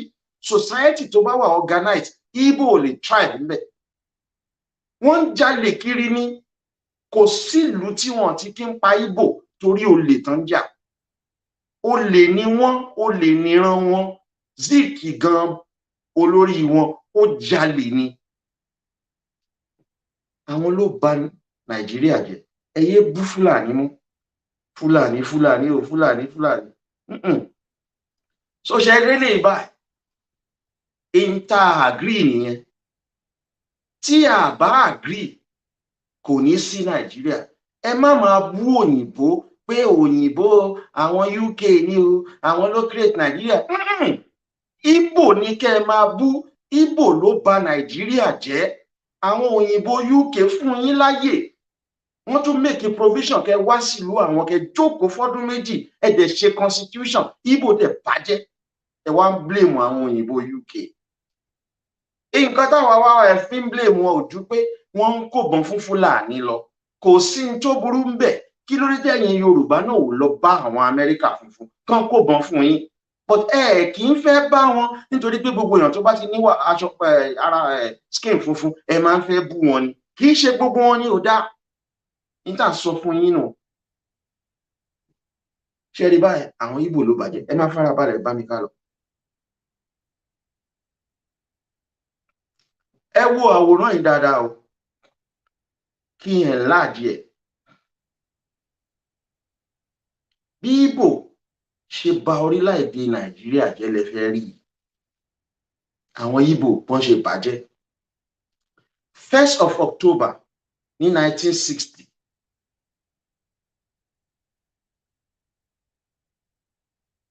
Ìsọ̀rọ̀ sí kẹrin. 1st of October ní 1960 ló wà ní òkè yẹn. Àwọn Ìgbò, Zik àti Balewa wọ́n form government. Àwọn English tó ti ń kó wa lẹ́rú wọ́n lọ ní 1st of October 1960. Ṣùgbọ́n nígbà tí wọ́n lọ, wọ́n gbé ìjọba fáwọn Ìgbò àti Fúlàní. Prime Minister Nigeria ọmọ Fúlàní ni Balewa. Governor General Nigeria ọmọ Ìgbò ni Nnamdi Azikiwe náà ń pè. Àwọn méjèèjì ló gbàgbára in coalition government. Yorùbá ò sí ilé agbára. Ṣé rí bẹ́ẹ̀? Kàkà ká máa follow agreement tá a ní 1960 nítorí pé Ìgbò ó fẹ́ control omi Yorùbá, ó fẹ́ control epo Yorùbá, ó fẹ́ sọ gbogbo àwọn Yorùbá dẹrú. Párá nígbà tó di 29 of May 1962, Ìgbò sọ fún Fúlàní ipe káwọn declare state of emergency sílẹ̀ Yorùbá. Ilẹ̀ Yorùbá ni, àwa Yorùbá la nílẹ̀ Yorùbá, kì í ṣe Ìgbò, kì í ṣe Fúlàní. Wọ́n wá declare state of emergency lé wa lórí. Òun ni number 2 yẹn o. Mọ̀ tó ń jẹ́ state of emergency, wọ́n kó sójà síta, wọ́n kó ọlọ́pàá síta. Wọ́n wá fún àwọn ọmọ Ìgbò àtọmọ Haúsá Fúlàní níbọn, wọ́n ní wọ́n máa pa wá ní 29 of May 1962. Àwọn òyìnbó UK ṣe lọ ní o. Ojoojúmọ́ ẹ máa ráwọn ọmọ Ìgbò àtàwọn oníranú ọmọbìnrin Yorùbá àtàwọn wèrè ọkùnrin Yorùbá tó ń bá Ìgbò sùn. Wọ́n ní Ìgbò fẹ́ lọ, Ìgbò ó lọ, ẹ fún wọn Biafra. Irọ́. Wọ́n máa tún sọ pé àwọn amalgamation UK, àwọn ló bà Nàìjíríà jẹ́, àwọn ló pín wa papọ̀, àwọn ló sọ wá dìgbà, àwọn olódò. Ìgbò ló bà Nàìjíríà jẹ́. Kò tíì pé ọdún méjì tí wọ́n gbàjọba. Wọ́n gbàjọba ní 1st of October 1960. 29 of May 1962. Ìgbò àti Fúlàní declare state of emergency sílẹ̀ gbogbo ilẹ̀ Yorùbá. Wọ́n pa 14,528 Yorùbá citizens. Wọ́n yìnbọn pa gbogbo yín. Ní ọ̀dẹ̀. Ẹ máa bú Fúlàní, ẹ máa fi Ìgbò lẹ̀ nítorí yín ti dọ́ta tẹ́ ẹ mọ̀ tán. Ẹni tí ò mọ̀ tán ò lè ṣèlú. Ẹni tí ò mọ̀ tán ò lè sọ̀rọ̀ fórílẹ̀-èdè. History wà very very important. Èyí tí Professor Banji Akintoye sọ fún yín irọ́ ló bá dé. Ẹni tí ò lọ́pọlọ nítorí pé ó wá láti Delta. Ó jẹ́ half Yorùbá half Delta. Ó ṣòṣì ó ló ń bá àwọn Ìgbò ṣe. Nítọ́pọlọ ẹ̀ ti dàrú. Kàn purọ́ fún gbogbo àwọn ọmọ kéékèèké. Nígbà tó di 29 of May 1962, ẹ má gbàgbé, 1st of October 1960 la gbàjọba, la lé àwọn òyìnbó kúrò nínú Nàìjíríà. Nígbà tó di 29 of May 1962, wọ́n declare state of emergency ní gbogbo ilẹ̀ Yorùbá. Àwọn tó declare wọn ṣe Yorùbá, ọmọ Ìgbò, ọmọ Fúlàní. Colonel Maimaleri àti Kaduna Eziogu, Fúlàní àti Ìgbò, ló jó lórí àwọn ọmọ ológun àti àwọn ọmọ ọlọ́pàá tí wọ́n dà jáde sí gbogbo ilẹ̀ Yorùbá kan ní kó máa pa Yorùbá lọ. Àwọn ọmọ Fúlàní àti Ìgbò ló yọ ọ̀kan sáwọn bàbá wa ń gbà wọn tán pa wọ́n pa 14,528. Wọ́n tún ta Awólọ́wọ̀ ná house arrest. 29 of May 1962. 29 of May yẹn ó wà unique sáwọn Fúlàní torí gbà yẹn náà kógun bá àwọn Haúsá tán fi gbalẹ̀ wọn lọ́wọ́ wọn máa ń celebrate òun náà sọ di 29 May Democracy Day kó tó di pé Yorùbá Tinubu ó change ẹ̀ di June 12 ó fọpọlọ change ẹ̀ mọ́ Buhari lọ́wọ́. Every 29 of May Ottoman Danfodio Day ni ìgbà tí Ottoman Danfodio defeat àwọn Haúsá nìyẹn. Òun ló lórí burúkú Ọbásanjọ́ ọmọ àlè ọmọ játijàti tó sọ di Democracy Day mọ́ yín lọ́wọ́. Tinubu ló yọ kúrò tó sọ di June 12 ẹlẹ́ẹ̀ni nífẹ̀ẹ́ sí.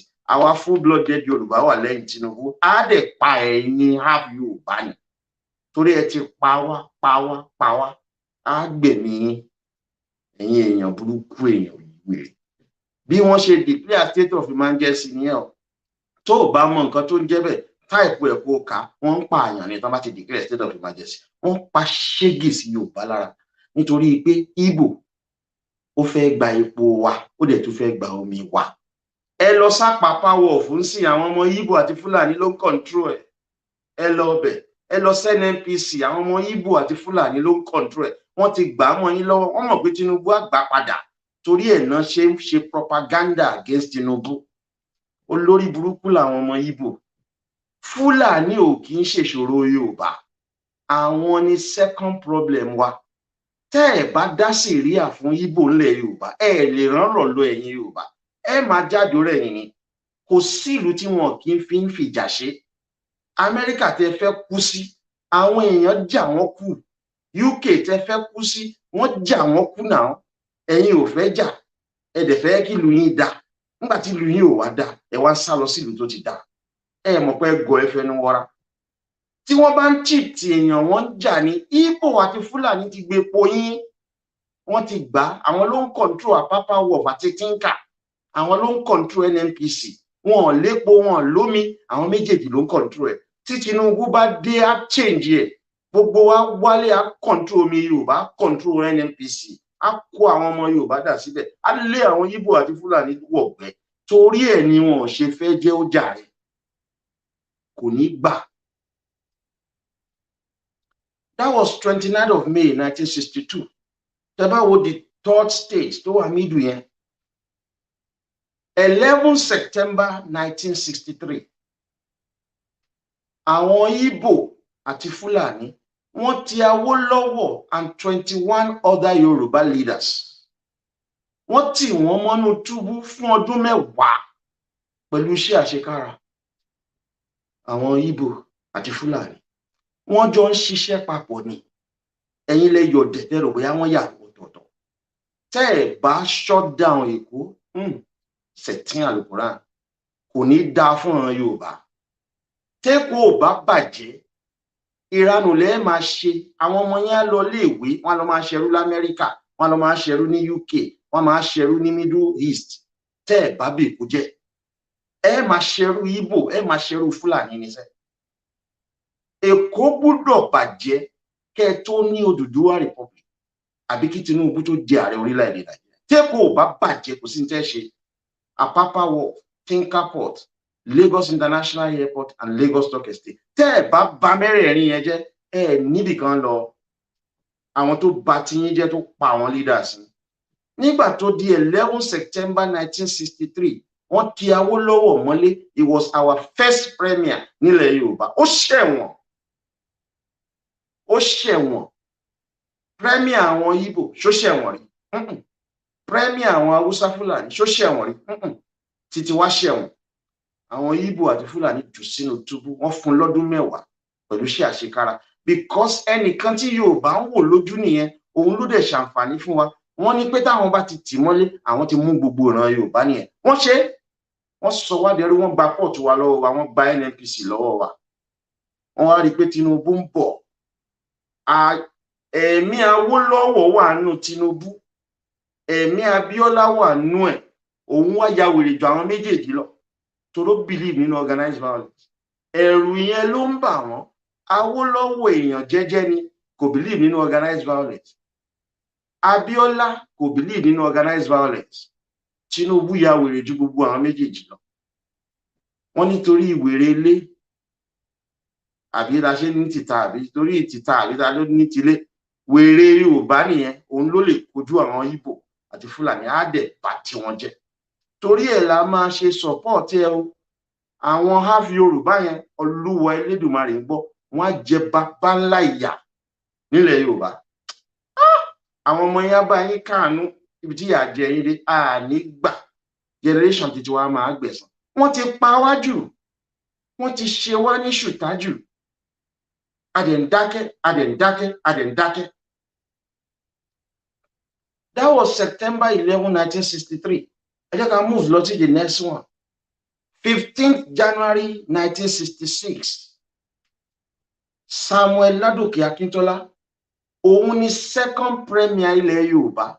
After tí Awólọ́wọ̀ gbéjọba lẹ̀, Akíntọ́lá ló gbé fún. Awólọ́wọ̀ ni first premier. Àwọn Ìgbò àti Fúlàní wọ́n tì mọ́lé. Àwọn Ìgbò pa ọmọ Awólọ́wọ̀ first son ẹ̀, wọ́n pa á, wọ́n yẹgi fún. Wọ́n fẹ́ gbẹ̀mí wa ni, àwa á dẹ̀ wá gbẹ̀san. Nígbà tí wọ́n ṣe yẹn tán, kò sẹ́ni sọ̀rọ̀ lẹ̀ Yorùbá. Gbogbo wa dákẹ́ inú fún ayafúláwà pé wọ́n gbé Awólọ́wọ̀ olórí wa, gbogbo àwa yòókù ọjà àgọ̀. Nǹkan tó fún àwọn ọmọ Ìgbò nígboyà nìyẹn. Nígbà tó di 15 January 1966, àwọn Ìgbò pa Akíntọ́lá, the second premier lẹ̀ Yorùbá. Ẹnì kejì tá a dìbò yàn kó ṣe olórí wa lẹ̀ Yorùbá. Àwọn ọmọ Ìgbò pa àpagbé ẹjà. Nígbà tó di 29 of July 1966, Yorùbá ní olórí Francis Adékúnlé Fájuyì náà pé ọmọ ológun ni. Nígbà tí àwọn Ìgbò pa Akíntọ́lá, ọmọ ológun tá a yàn ipe kó ṣaṣojú Yorùbá, òun ni Adékúnlé Fájuyì. Àwọn ọmọ Fúlàní ìbọn fún, wọ́n pa á dànù. 29 of July 1966. Fájuyì ló lórí gbogbo Yorùbá ń gbà wọn. Yorùbá ò pín sí wẹ́wẹ́, wọ́n ṣe pín sí Lagos, Ògùn, Ọ̀yọ́, Ọ̀ṣun, kàkà. Gbogbo ilẹ̀ Yorùbá lápapọ̀, Fájuyì ló ṣaṣojú òun ló lórí. Àwọn ọmọ Fúlàní yẹgi fún dànù, wọ́n pa á. Ṣẹ́yìn ti pa ọmọ Fúlàní kan, ẹ̀yin Yorùbá?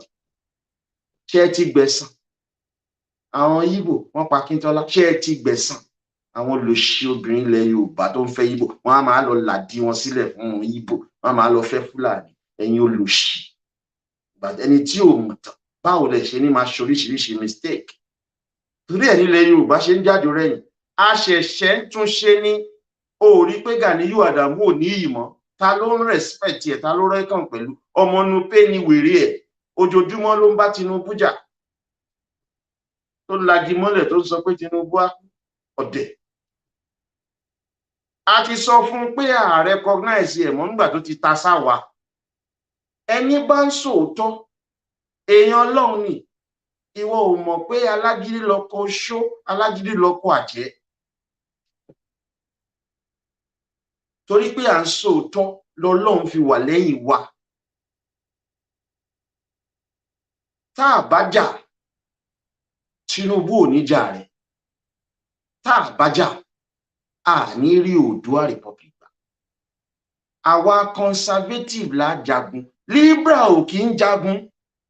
Wọn ò dẹ̀ ní rule mọ́lẹ̀ Yorùbá. Ẹ lọ kọ́lẹ̀.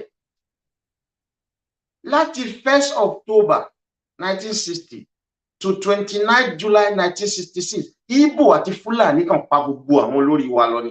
Èyí tí wọ́n rí pa wọ́n jù sẹ́wọ̀n, wọ́n pọ̀ mọ́ ẹ̀. In tí wọ́n fẹ́ ṣe fún Tinubu nìyẹn. Wọ́n ti ń ṣe tipẹ́, wọn ṣẹ̀ṣẹ̀ máa ṣe. Tẹ́ ẹ̀ bá gbẹ̀san lára Ìgbò, Olúwa Elédùmarè tó dá ọ̀run àtayé Yorùbá jọ́jọ́ rẹ̀ yìí. Ó jẹ́ ká bà gbogbo ṣọ́ọ̀bù àwọn Ìgbò jẹ́ l'Ékòó àti Ìbàdàn. Wọ́n ti gba everywhere mọ́ wa lọ́wọ́. Àwọn Fúlàní ti pa olórí wa láìmọye ìgbà. Wọ́n pa Abíọ́lá, wọ́n tún pa ìyàwó ẹ̀.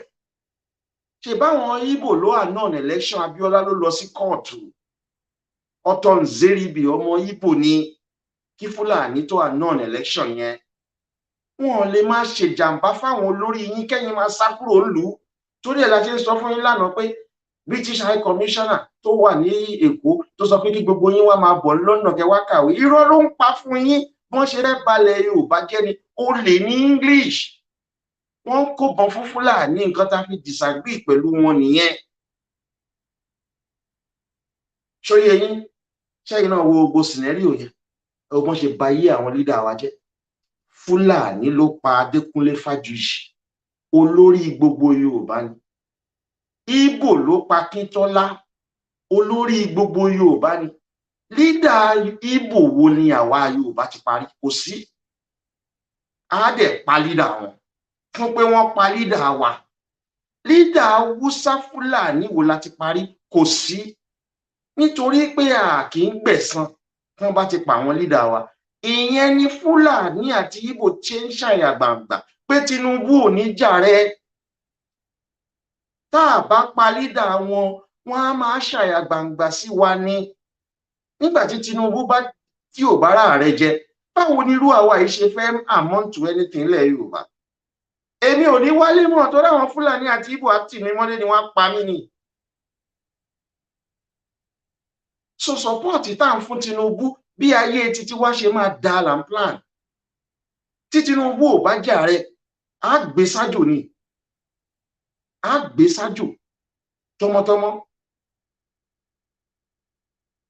Gbogbo ọmọ Yorùbá tó bá tún bú Tinubu, a mọ̀ pé ò kì í ṣe full blooded, á dẹ̀ wá attack ẹ̀. O ò ní faralé lọ. O ò ní faralé lọ. Ẹ̀yin obìnrin Yorùbá tẹ́ ń bá Ìgbò sùn, àwọn ọmọ yín ni ó jẹ bàbá ńlá ìyá bẹ̀. Ọmọ tẹ́ bí fún Ìgbò, wọ́n á jẹ ìyà, wọ́n á jẹ ewé yálẹ̀ Yorùbá.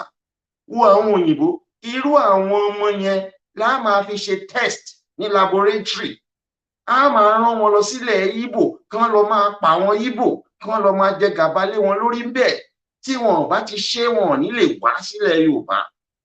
Á ṣe nǹkan tó burú fún yín nítorí pé ẹ̀ ń pa àwọn leader wa, a dẹ̀ ń wò. Every generation, àwọn Ìgbò àti Fúlàní gbàjọba 1st of October 1960, nígbà tó di 29th of May 1962, wọ́n ti Awólọ́wọ̀ mọ́lé leader wa. Wọ́n jèlè 10 years ní 11th of September 1963. Nígbà tó di January 15, 1966, wọ́n pa Kíntọ́lá. Nígbà tó di 29th of July 1966, wọ́n pa Fájuyì. Wọ́n dẹ̀ ń pa àwọn leaders wa, a sọ̀rọ̀. Torí ẹ̀ náà ṣe pa Abíọ́lá àtìyàwó ẹ̀. Torí ẹ̀ náà ṣe fẹ́ pa Tinubu ń sìn. Ṣáyà wèrè ni. Wọ́n á máa pa àwọn leader yín ẹ̀ ní sọ̀rọ̀.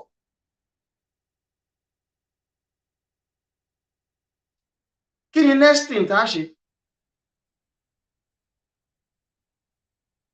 What next? Kí ni next step?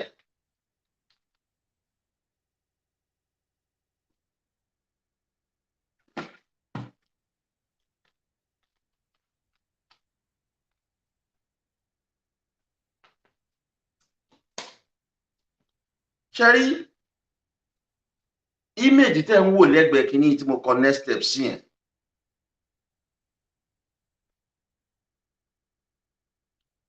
Image tẹ́ ń wò yẹn, a ti ń sọ ti pé àwa ìpurọ́.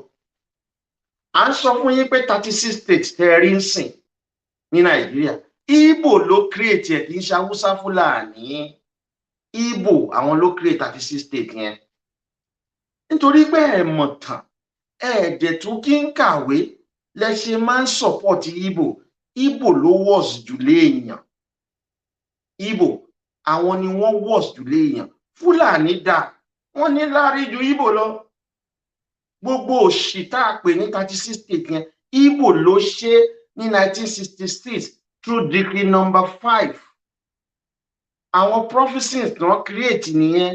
Àwọn ló create Sokoto, Katsina, Kano, Borno, Ìlọrin, Niger, Zaria, Bauchi, Adamawa, Kaba, Kaduna and Sardauna. 14 nìyẹn. Wọ́n create ẹ̀ ní Northern Nigeria pẹ̀lú capital territory making 15. Ní Eastern region, àwọn ló create Enugu, Abakaliki, Ọ̀gọ̀jà, Onitsha, Owerri, Calabar, Umuahia, Port Harcourt, Hanang, Uyo, Degama àti Yenagoa. state ni àwọn Yeroboa sì ló ń jẹ́ Bayelsa state. Yeroboa ní capital Bayelsa. Nílẹ̀ Yorùbá wọ́n create state méje: Abẹ́òkúta, Kólónì, Ìbàdàn, Ìjẹ̀bú, Oǹdó, Ọ̀yọ́ 1, Ọ̀yọ́ 2. Abẹ́òkúta lénìí ní Ògùn, Kólónì lénìí ní Lagos state, Ìjẹ̀bú lénìí ó wà lára Ògùn, Oǹdó òun ni Oǹdó state nísìnyí, Ọ̀yọ́ 1 ló ń jẹ́ Ọ̀ṣun, Ọ̀yọ́ 2 ló ń jẹ́ Èkìtì. Igbo ló create state. Ní Midwest wọ́n create Benin and Delta. State tẹ́ rí lénìí Igbo ni, wọn ò fẹ́ lọ sí regional government mọ́. Láti 1966 náà ti create state yẹn. Fúlàní wa máa name lẹ́yọkọ̀ọ̀kan ló ṣe dàbẹ́ ni pé Fúlàní ló create.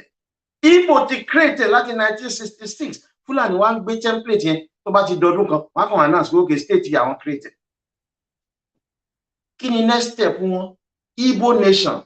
Àwọn ló suspend constitution Nigeria tá a kọ ní 1959. Constitution àwọn Amẹ́ríkà tí wọ́n kọ ní 1787 kò wà suspended dè ní, òun náà ń lò dọ́là. Ṣùgbọ́n constitution ti tiwa tá a fọdún méjì kọ, Igbo suspend ẹ̀ ní 1966.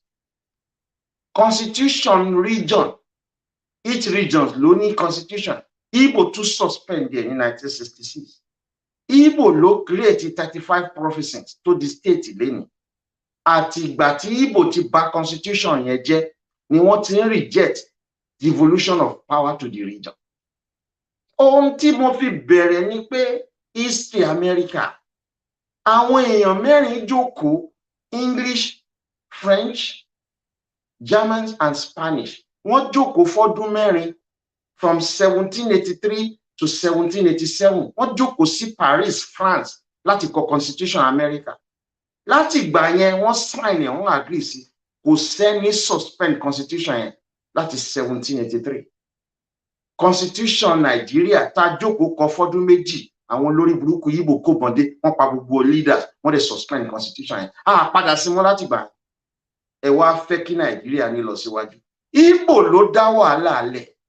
Ó dìgbà tá a bá padà sí nǹkan tí Igbo bàjẹ́ ká tó lè rọ́nà lọ nínú Nàìjíríà. Tinubu nìkan ló lè padà sí nǹkan tí Igbo bàjẹ́. Àwọn UK, àwọn náà create ìlú wọn, wọ́n jókòó, wọ́n agree. Kò sẹ́ni bà agreement yẹn jẹ́ dọ̀la. Igbo ló bà Nàìjíríà jẹ́.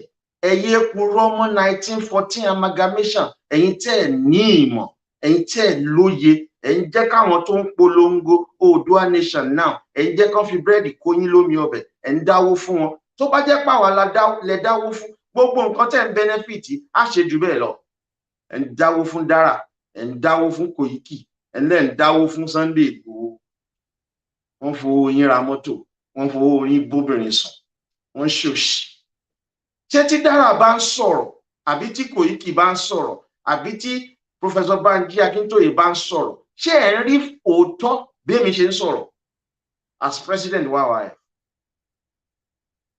Gbogbo ọ̀rọ̀ tí Sunday Igboho ń sọ kì í ṣẹnu wa ló ti gbọ́ ní. Ẹ kì í appreciate ọpọlọ nílẹ̀ Yorùbá. Ẹni bá ti mọ̀wé tó nímọ̀ tó lóye, bó ṣe máa kú lẹ máa ń wá, torí ẹ̀ lẹ ṣe máa ń ní problem. Torí ẹ̀ ní ìlú wa ò tí ì ní ìdàgbàsókè. À ń sọ fún yín bóyìnbó ṣe ń ṣe. Nígbà tí Boris Johnson àti David Cameron jẹ́ ọmọléèwé ní yunifásitì ni wọ́n ti bẹ̀rẹ̀ sí train wọn wípé tí wọ́n bá ti dàgbà díẹ̀, àwọn ni ó ṣèjọba ìlú wọn. Torí pé àwọn méjèèjì lọ́pọlọ ni wọ́n mọ̀wé, wọ́n lóye, wọ́n dẹ̀ ṣèlú wọn dáadáa. Ẹ̀yin anybody tó bá ti ní ọpọlọ, bẹ́ẹ̀ ṣe pálẹ̀ wà. Ẹni tí ò lọ́pọlọ lẹ́ẹ̀ máa sáré tẹ̀lé lẹ́yìn. Ìgbòho òòṣà, ogun bàbá dání, àwọn ọ̀dẹ̀, ogun náà fi ń jà. Èèyàn á sowó ẹyọ mọ́rí, dẹ̀jẹ̀ sáṣọ funfun, dẹ̀jẹ̀ sáṣọ pupa, ẹni lídà yín. Kí ló dé tó òyìnbó fi ń fa àwọn tó mọ̀wé ṣe lídà? Ẹ dẹ̀ fẹ́ lọ ìlú wọn fẹ́ máa gba visa. Ṣé the trade làwọn fi ń ṣe lídà ni? Ìyẹn ọ̀dẹ̀ tẹ́ gọ̀tẹ́ fẹ́ ní wọn. Igbo ló bà Nàìjíríà jẹ́. ẹ wá ń sọ pé ń bá wọn ṣe ẹ̀yin àti Ìgbò ẹjọ́ ń ju flag àwọn ń po Odùduwà republic àwọn ń pe Biafra Ìgbò tó ba Nàìjíríà tó fọ́ gbogbo ẹ̀ papọ̀ àwọn ló dá gbogbo useless 36 states yẹn sílẹ̀ tí Ìgbò lẹ́rí yẹn wọ́n suspend constitution Nàìjíríà àwọn Ìgbò ni wọ́n suspend constitution region àwọn Ìgbò ni wọ́n create 35 provinces tó di 36 states lẹ́yìn àwọn Ìgbò ni wọ́n dẹ̀ continue láti máa reject devolution of power to the region states ni wọ́n láì nítorí pé kí ni wọ́n fẹ́ jẹ́ kí Yorùbá wà lẹ́yọkan tí Yorùbá bá wà lẹ́yọkan as a region ìgbà yẹn nílẹ̀ Yorùbá develop but ẹ bá wà ní state ẹ lè rọ́nà lọ ẹ tí ẹ ní develop nǹkan tí Ìgbò fẹ́ fún yín nìyẹn torí ẹ̀ náà ṣe fẹ́ a return to regional government títí Fúlàní ńkọ́ àwọn mú provinces tí Ìgbò create 35 wọ́n sọ di states àwọn ló institute the presidential system tẹ́ lò lẹ́ni àwọn Fúlàní kí president kan wà kó dẹ̀ kó gbogbo agbára Nàìjíríà sọ́wọ́ ẹ̀ àwọn Fúlàní ló institute ẹ̀ àwọn tún perpetrate ara wọn in power through the backing of the English wọ́n lọ bá àwọn English pé ẹjọ́ ẹ support àwọn á jẹ́ kẹ́ control omi Yorùbá àwọn á jẹ́ kẹ́ control epo Yorùbá tẹ́ bá ti fi lè máa fún àwọn níbọn táwọn á máa fi dúnkokò mọ́ Yorùbá ẹni Yorùbá leader tó bá ti fẹ́ gbàjọba lọ́wọ́ àwọn á tì mọ́lé àbí káwọn pa táwọn bá ti tì mọ́lé táwọn bá ti pa ẹ fún wa ní support àwọn á máa kówó Yorùbá fún yín torí ẹ̀ ní English ṣe náwó yín ẹ̀yin ọ̀dẹ̀ tẹ́ ẹ̀ mọ̀ bí politics ṣe ń wọ̀ Fúlàní ò lágbára èèyàn ló wà lẹ́yìn orò tó rò fi ń ké Fúlàní perpetrate ara wọn in power English ló ń fún wọn níbọn ẹni Yorùbá leader tó bá ti fẹ́ sọ̀rọ̀ wọ́n á dúnkokò mọ́ wọ́n á pa wọ́n á tì mọ́lé wọ́n á pàyàwó ẹ̀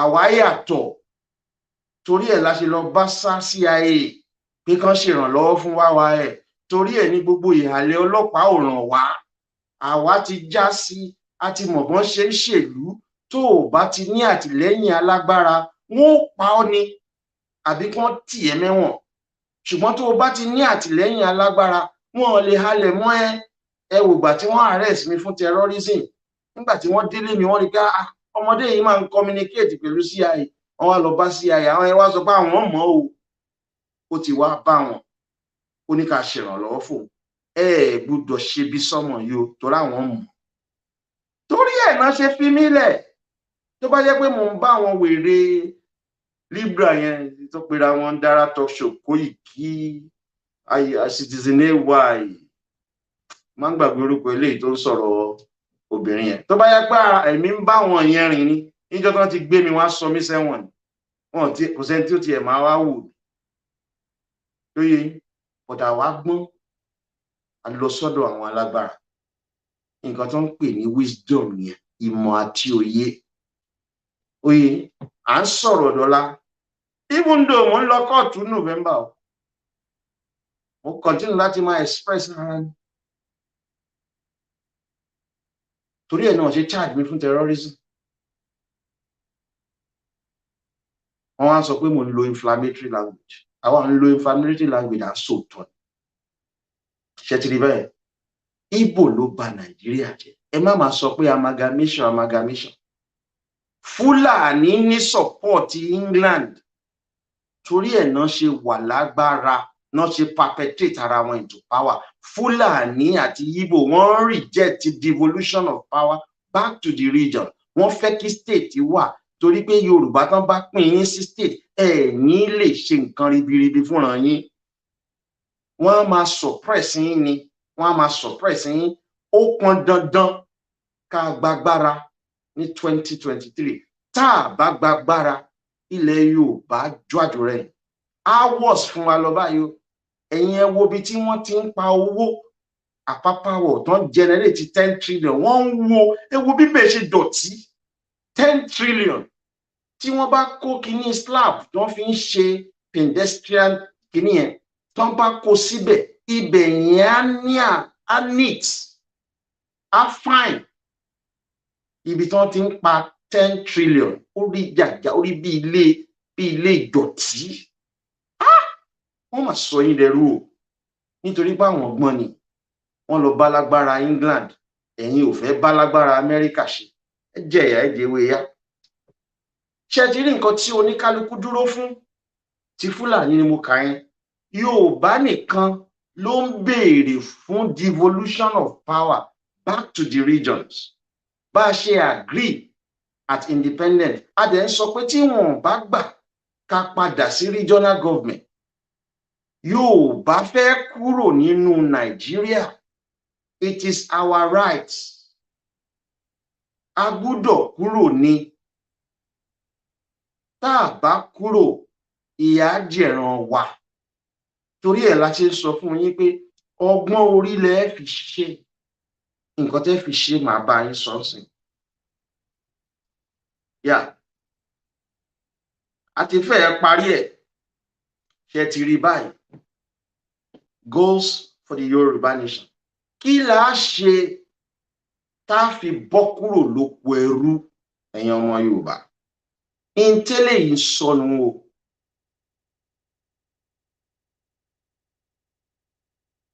Ṣé ti rí báyìí?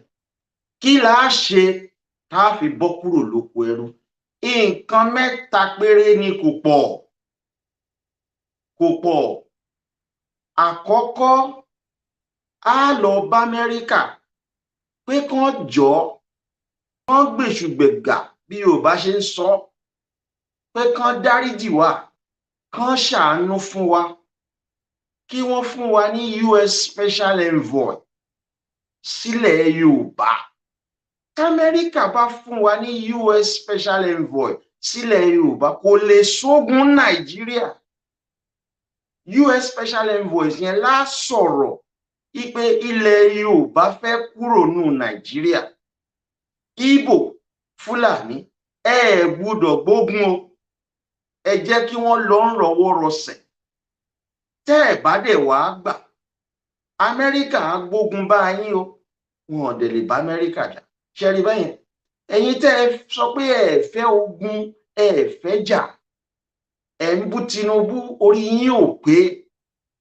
Tẹ́ ẹ bá lọ bá Amẹ́ríkà, tí wọ́n bá fún yín ní US special envoy, kò ní sógun, kò ní síjà, kò ní sọ́tẹ̀. Á kúrò nù Nàìjíríà ní ìtùnbí ìnùbí. Ìrọwọ́rọsẹ̀ la fi ṣe. Amẹ́ríkà lágbára. Ẹ yé sọ pé torí pé wọ́n ní àwọ̀ funfun, ẹ fẹ́ bá wọn ṣe torí pé ẹ ní àwọ̀ dúdú. Àwọ̀ dúdú inú yín ò dáa, torí ẹ̀ lẹ ṣe bá Awólọ́wọ̀ jẹ́, tẹ́ bá Abíọ́lá àtìyàwó ẹ̀ jẹ́, tẹ́ fẹ́ pa Tinubu torí pé èèyàn bí ni yín, ẹ̀ẹ́dẹ̀ kì í ṣojúlówó ọmọ Yorùbá. Half blood ní Ìgbò lẹ ń bá sùn àti Fúlàní. Ayé yín ó ta ni nítorí pé tẹ́ balẹ̀ Yorùbá jẹ́ ti tó. So tá bá fẹ́ kúrò nínú wàhálà tá a wà nù Nàìjíríà, Amẹ́ríkà ni ó ṣe. Tán bá ti fún wa ní US special envoy, àbùṣebùṣe, ìyókù fúyẹ́. Ṣùgbọ́n Amẹ́ríkà lè kọ̀. Wọ́n lè láwọn ò fún wa. Wọ́n lè ní kò sí nǹkan tó kàn àwọn pẹ̀lú ìbànújẹ́ tó dé bálẹ̀ Yorùbá. Wọ́n lè má dá sí wa. Ṣùgbọ́n tí head of state wa, Ọọ̀ni of Ifẹ̀, tó bá mú president wa lẹ́yìn, ìyẹn Aláàfin, tí wọ́n fi àwọn ọba kéékèèké kan kún, kì í ṣe ọba kéékèèké o, kán má máa bínú sí i, kán fi àwọn orí adé míì náà kún. Tán bá lọ bá Amẹ́ríkà, àwọn àti president Amẹ́ríkà ṣàwáwù ni wọ́n, olórí orílẹ̀-èdè jọ ni wọ́n. Tí wọ́n bá lọ bá Joe Biden, tán bá tún bá lọ́dọ̀ ẹ̀, tí wọ́n bá explain situation tí Yorùbá ń fèsì fún, tó bá dẹ̀ wù wọ́n á mú mi dání torí ẹ̀ mọ̀ pé mo mọ̀rọ̀ sọ. Á sọ fún wọn, wọ́n á ràn wá lọ́wọ́. Ọọ̀ni ò tí ì ṣe, ẹ̀rù Fúlàní ń bà á. Bóyá yóò ṣe o, àti ìmọ̀ o. Aláàfin ò tí ì ronú síbẹ̀. Bóyá ẹ̀rù Fúlàní ń bà wọ́n, bóyá kò dẹ̀ tí ì dé stage yẹn. Ṣùgbọ́n táwọn orí adé yìí bá ṣe, Amẹ́ríkà ó fi ṣe ìrànlọ́wọ́ fún wa. Ṣùgbọ́n tí ìyẹn ò bá wá ṣiṣẹ́, a tún ronú pé kí la ṣe. Òun la ṣe sọ fún yín pé number 2, tẹ̀rí participate in the political affairs of Nigeria by electing and supporting Tinubu for the 2023 presidential election. Èyí tí mo sọ ní Gẹ̀ẹ́sì ni pé a ní láti support Aṣíwájú Bọ́lá Ahmed Tinubu kó jàre orílẹ̀-èdè Nàìjíríà. Ó ti pẹ́ tó ti sọ pé òun ò believe nínú one Nigeria. Ó lóun believe nínú decentralized democracy. Regional government ló ń jẹ́ bẹ́ẹ̀. A padà sí region, ìyẹn ni Tinubu ó ṣe. So t'Amẹ́ríkà lobby ò bá ṣiṣẹ́, ẹ wo Tinubu option B nìyẹn. A tí kó jàre. Tó bá wá jámọ́ wa lọ́wọ́ tó jàre, a wá gbé street protest jáde tí ó fi fún wa ní regional government. Àwọn Fúlàní ò fẹ́ kí Tinubu jàre torí wọ́n mọ̀ pé yóò ṣàǹfààní fún ọ̀rọ̀ Yorùbá. Àwọn Ìgbò ò fẹ́ kí Tinubu jàre torí wọ́n mọ̀ pé yóò ṣe àǹfààní fún Yorùbá.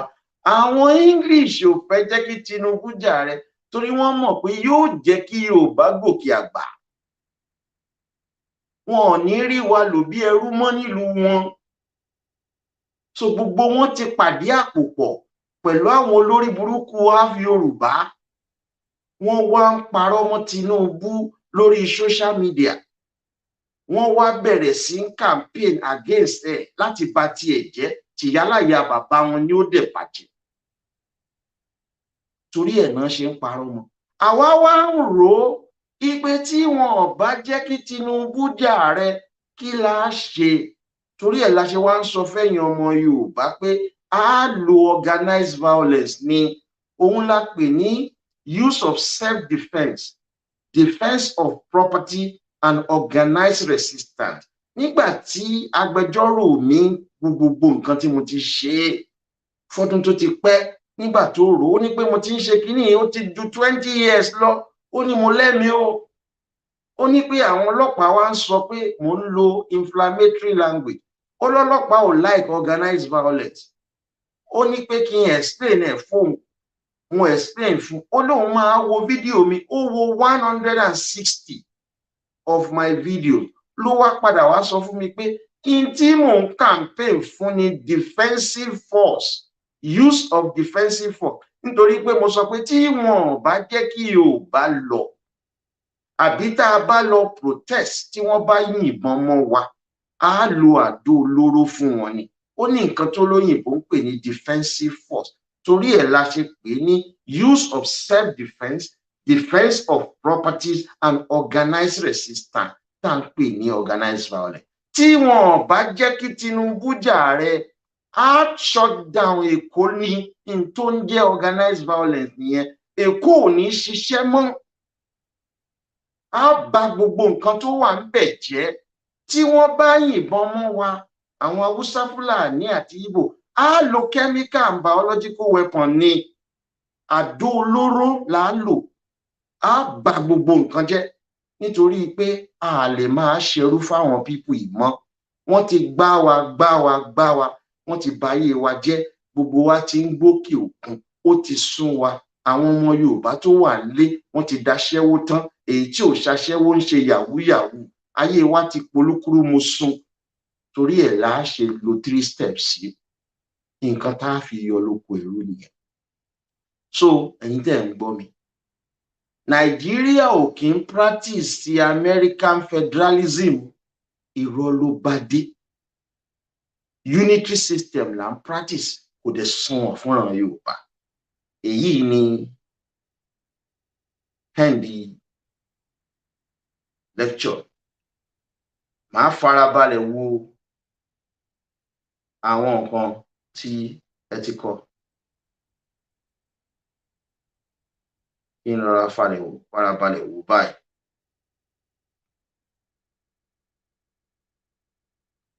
Now, Madam Ini, we need a good lobbyist, a professional one. US can help. At least Yoruba has oil, petroleum, which is a good collateral. Bẹ́ẹ̀ni o, Intel sọ yẹn, ó wà okay. Madam Kehinde, nǹkan tẹ́ sọ very very okay torí ẹ̀ là ń sọ fún àwọn ọmọ Yorùbá ipe ọrọ̀ ajé tó wà nínú ilẹ̀ Yorùbá Igbo Fulani àti English wọ́n control 100% of our wealth wọ́n wá fún wa ní 8% in form of monetary allocation in form of security vote in form of constituency allowance 92% tó kù àwọn Igbo Fulani àti English á wá pín mọ́ra wọn lọ́wọ́ ìyà wa máa jẹ wá mo ní tá a bá fún America ní 10% of our wealth táwa á keep 90% ó dáa alépo ní Èkó alépo lóògùn alépo ní Oǹdó alépo ní Ṣẹ̀kírì tá a bá fún America ní epo Oǹdó Ògùn state tá a sọ pé kí America kó ìbọn fún wa máa fi ràn wá lọ́wọ́ ká sọ pé kí America máa bá wa train àwọn ọmọ ogun wa ká sọ pé kí America ràn wá lọ́wọ́ tá a fi kúrò ní Nàìjíríà kó pọ̀ jù tẹ́ bá wo àwọn Arab countries yẹn America ló ń control epo wọn torí ẹ̀ ni àwọn ìlú yẹn fi wà lókè torí ẹ̀ ni stability ṣe wà America lágbára ẹ má jẹ́ ká máa fi tiwọn sọ pé wọn important ẹ ní lọ́bì kankan tẹ́ ẹ bá ní lọ́bì fún America yà máa wò díẹ̀díẹ̀.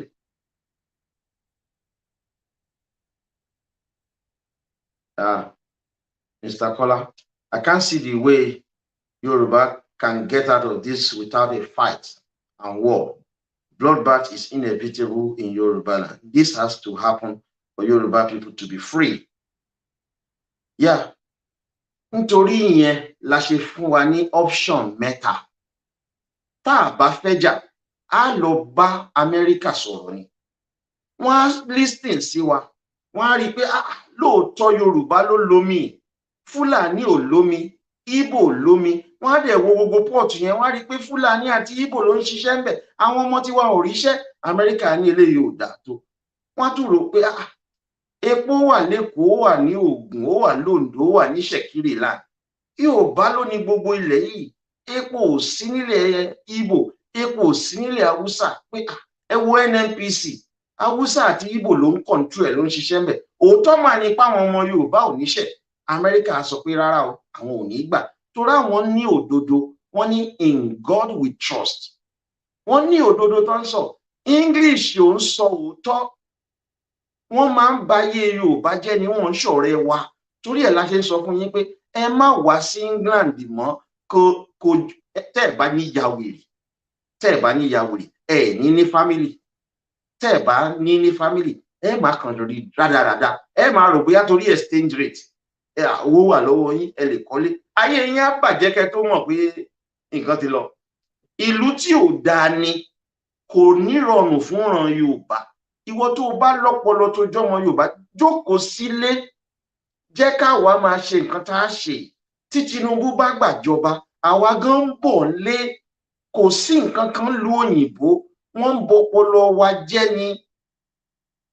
Ẹ má máa ṣàyà gbàǹgbà pé ẹ fẹ́ wà lu òyìnbó. Ẹ jẹ́ ká túnlẹ̀ Yorùbá ṣe torí àwọn ọmọ wa. Èmi gbà ipe tá a bá bẹ Amẹ́ríkà kò ní sógun kò ní sọ́tẹ̀. Ṣùgbọ́n tá a bá fọwọ́ lẹ́rán tá a ké sí Amẹ́ríkà Fúlàní lọ́bì English wọ́n á pa Tinubu kò sí nǹkan tá a ṣe. Oníkálukú á lọ jókòó lé ẹni. Oyè yín tí wọ́n bá ní pé àwọn ò ní gbà kí Tinubu jàre kò sí ń tẹ́ ṣe t'Amẹ́ríkà ò bá sí lẹ́yìn yín ẹ lọ jókòó fọwọ́ lẹ́rán ni. Gbogbo àwọn tó ń bú Tinubu tó tún sọ at the same time páwọn fẹ́ Odùduwà Republic ẹ kọ sílẹ̀ lénìí tí wọn bá fún Tinubu ní tíkẹ́ẹ̀tì APC gbogbo wọn ni ó máa jubilate. Wọn fẹ́ Odùduwà Republic wọ́n hate Tinubu ni wọ́n kàn ń fi Odùduwà Republic cover ojú ni. Tá a bá ní support Amẹ́ríkà kò síbi tá a lọ torí English á ṣe jàmbá fún wa. Wọ́n á sọ wá dẹrú pátápátá ni.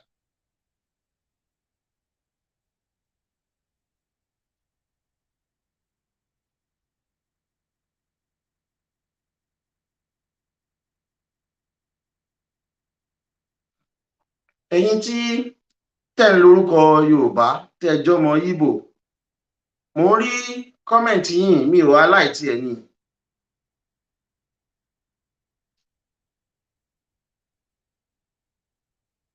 So a ti rí i pé inú péèjì Young Yorùbá for Freedom lẹ́tí ń kọ̀kọ́kúkọ lè kọ̀kọ́kúkọ mọ́ náà dáadáa lórí YouTube torí à ń yọ yín ni. Àwa tá a lọ́pọlọ là ń sọ̀rọ̀, àwa conservative là ń sọ̀rọ̀, ẹ̀yin wèrè tẹ́ ń lórúkọ Yorùbá tẹ́ jọmọ Ìgbò kúrò ń bì.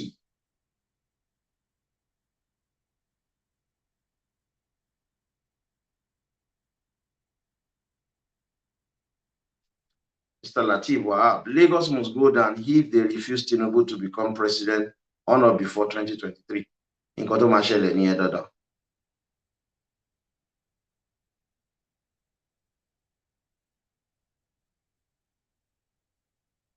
Now, you are asking me this same question. AG, what you have to say about one idiot from the north that said Fulani are 40 million plus 120 million Hausa? Ìyẹn ò ní ancestry, àwa náà ti sọ jù yẹn lọ, but circulate ọ̀rọ̀ títí wa. Fulani ní right láti sọ̀sọ́kúsọ tó bá fẹ́ sọ. Ṣèbáwa la sọ fún yín pé a ṣe research wa ní CIA World Factbook. Ibẹ̀ láti rí i pé Yorùbá jẹ́ 25%, Hausa jẹ́ 20%, 21%, Igbo jẹ́ 17%. Nígbà tá a announce ẹ̀ fún yín, ṣebí Nigerian Population Commission lọ bá CIA, ó change ẹ̀. Ó change ẹ̀, ó yí padà. Fulani máa ń sọ̀rọ̀ nítorí pé wọ́n ní backing ní English ni.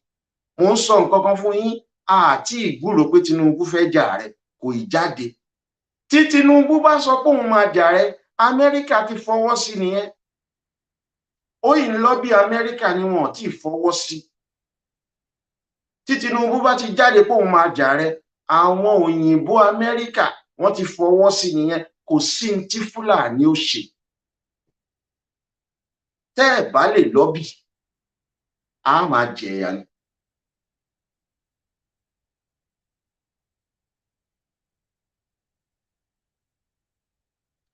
Ẹ̀yin Libra, mo mọ̀ yín, mo mọ̀ nǹkan tẹ́ ń béèrè lọ́wọ́ mi, mo dẹ̀ mọ̀ images tẹ́ ń lò. Mi ò ráyè tí yín.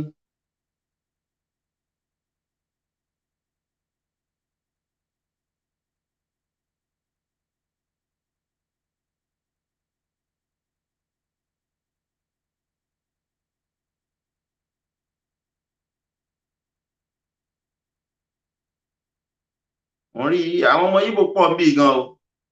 Ó dàbẹ́ ni pé àwọn èèyàn wa ò sí around. Àwọn èèyàn wa ò sí around.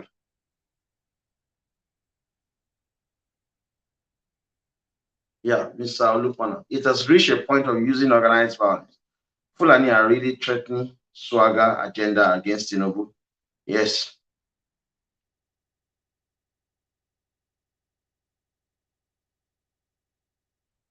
Yeah. Eji, Olodumare will bless you for communicating with Yoruba in Yoruba language. That is significant. Only slaves communicate with their people in slave language. Okay. Yeah, Mr. Oluwaseun, if Tinubu is the only option for us, we just have to support him. We have 3 options. We talk to America, we lobby them. Tumba help wa, done deal. Tabari support America, can support Tinubu ko jẹ president, done deal. Tí wọ́n bá jẹ́ kí Tinubu jẹ president, organized violence ló kù.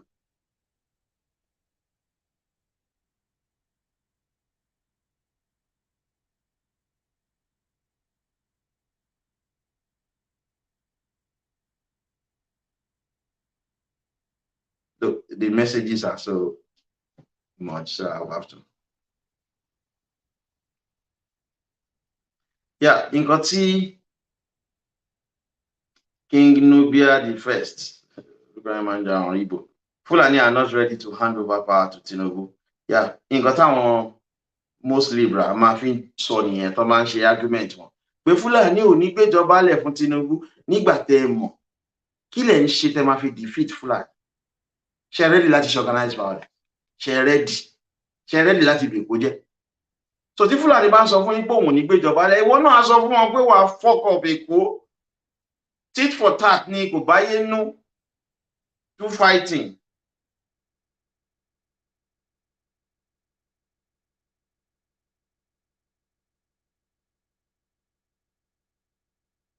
Yeah.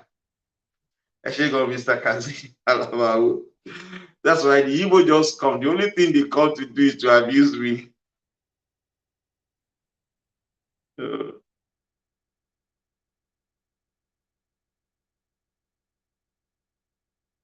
Oh, comrade is here.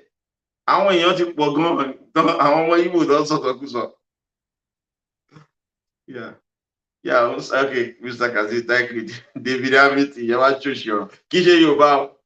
David Hamilton, kì í ṣe Yorùbá. Yeah.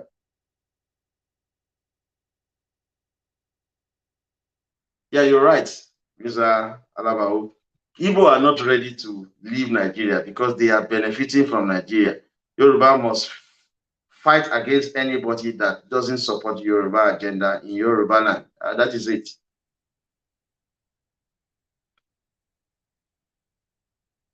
Our longest time, Mr. Clement Shawa. Okay, sir.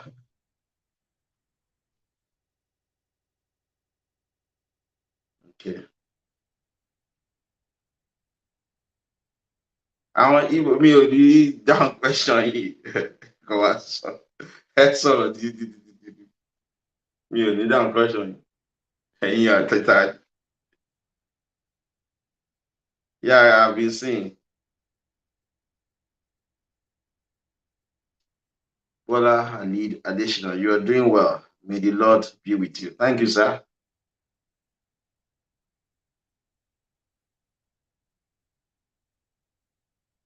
Yeah.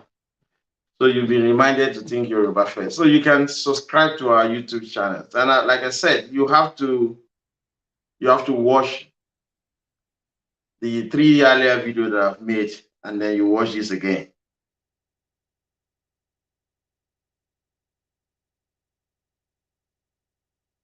Mr. It's very good to speak in Yoruba language and English language for white people to understand your view and your point.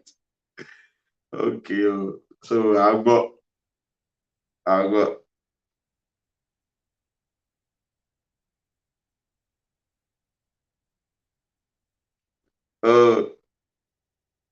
Madam Morenike, thank you so much for joining us. Yeah.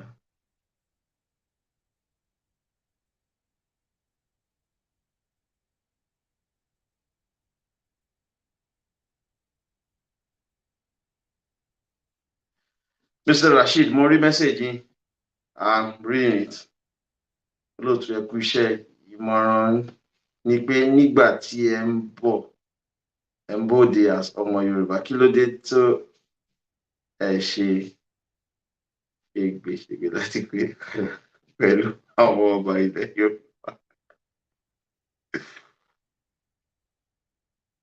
Àwọn ọba ilẹ̀ Yorùbá support Tinubu. Wọ́n support Tinubu.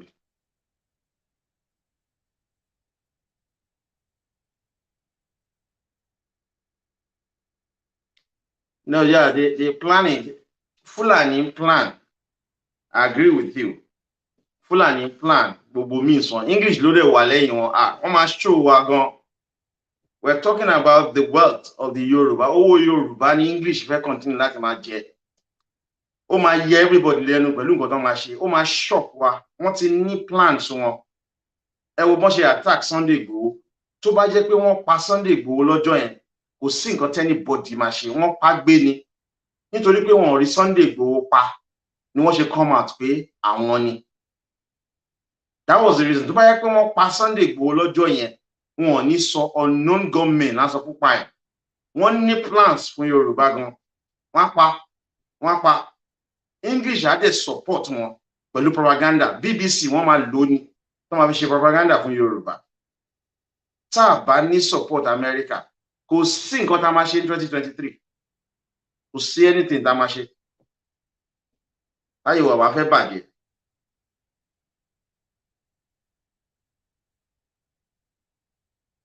Okay, ọmọ Igbo lélẹ́yìí o. Don Anthony, ọmọ Igbo ló ṣe ní, apart from Tinubu, don't we have another Yoruba man that can lead? What is your business? Are you Yoruba citizen? You are not Yoruba.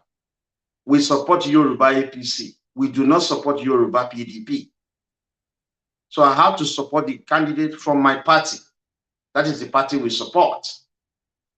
And I've been saying this to those who have been saying they want self-determination. Self-determination without participation in politics is zero. It's absolutely nothing. So you, Igbo, why don't you go and bring out Fayoshe from your PDP? Is it not Yoruba? Abi? 2019, Buhari Fulani versus Atiku Fulani. 2007, Atiku Fulani versus Yaradua Fulani versus Buhari Fulani. 3 Fulanis in 2007 and two Fulani in 2019 from the 2 major political parties. Kí ló dé tá lè gbé Yorùbá jáde from the APC, ká gbé Yorùbá jáde from the PDP? So gbogbo ẹ̀yin tẹ́ máa ń béèrè pé ṣé Tinubu nìkan ni, ṣé kí ló ṣe ìyálàyà bàbá yín torí ẹ̀ ti dàrú tẹ́ lè gbé Yorùbá jáde nínú PDP? Ẹ̀yin olóṣì olórí burúkú. Tẹ́ pé kò sí kẹ́ máa ṣáà kan antagonize Tinubu ni ṣẹ́yìn ò lè gbé bàbá yín jáde nínú PDP. Stupid people.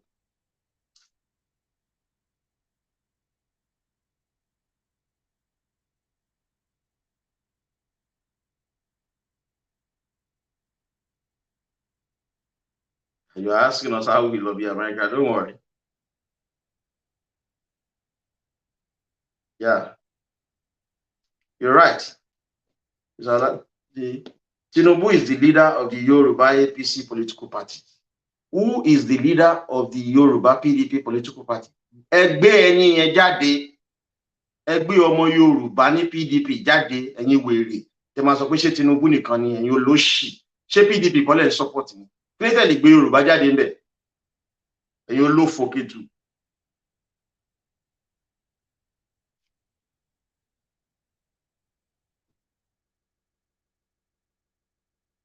So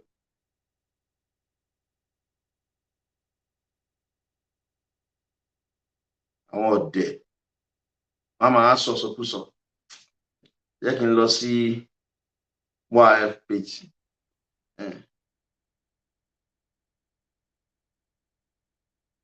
Thank you, Mr. Aziz. Ẹ wo àwọn people yìí náà. Kí lẹ máa ń benefit táwọn people yẹn bá ń sọ̀rọ̀ tẹ́ máa fi ń pọ̀ tẹ́ máa ń wò wọ́n. David Hamilton, Citizen AY, Dara, kíní kan ọmọ ológo, Koiki, kí náà máa ń sọ náà, àwọn caliber wo lélẹ̀?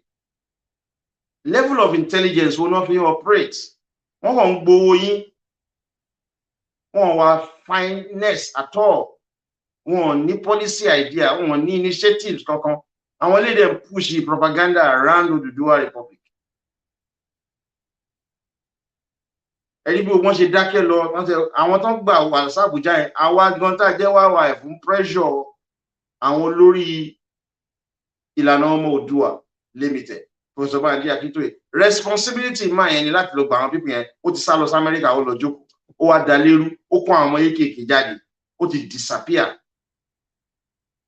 Ó lọ jókòó sí America, ó ń gbádùn. Àwọn ọmọ yẹn wà nínú àtìmọ́lé. Wọ́n fẹ́ gbàgbé wọn síbẹ̀ nìyẹn. Ẹ̀yin èèyàn burúkú. Wọ́n máa kó àwọn ọmọ ní ọmọ ọlọ́mọ, wọ́n máa push wọn, wọ́n máa sọ̀sọ́kúsọ fún wọn. Àwọn náà ń ṣe, wọ́n lọ ń jókòó sílé gbogbo wọn. Báwo lẹ ṣe máa nílé gbogbo yín dẹ̀ lọ́nà máa gbé ilé Sunday Igboho? Ara poverty tá à ń sọ náà nìyẹn. Lady K yẹn, wọ́n ní Germany ló wà. Ṣé kò ní lè tara ẹ̀ ni? Tó bá tiẹ̀ fẹ́ lọ kí Sunday Igboho, òru ló fẹ́ lọ kí ni. Ṣèbá àárọ̀ àbọ̀sán ló máa kí á dẹ̀ lọ sílé ẹ̀. Òun náà bó ṣe wà ní Germany tó yẹn náà, ilé ẹ̀ ló ń gbé. Koiki yẹn náà, ẹ máa ń kàn rò bí àwọn èèyàn wà ń lu òyìnbó pé wọ́n ní lárí tó yẹn. Wọ́n ní lárí torí pé kì í ṣe ìlú wa ni. Òyìnbó dẹ̀ ń treat wa very bad. Wọ́n máa ń discriminate against wa gan. Terribly wọn. Koiki yẹn náà ń bọ̀. Ilé Sunday Igboho ló lọ jókòó sí. Kò ní ilé family títí ẹ̀. Ilé ẹ̀ ló lọ jókòó sí gbogbo wọn. àti wọ́n àfa kan bá ilé Sunday Igboho ṣe nílé títí ní àbí ní ẹbí ẹ̀yin ṣe Odùduwà Republic lẹ́bí lè máa lọ jókòó sílẹ̀. Mo pity lady yẹn, wọ́n ti gbàgbé ọmọ ẹ̀ síbẹ̀, ó nìkan dẹ̀ lóbìnrin, ó dẹ̀ lè ní depression bó ṣe wà yẹn.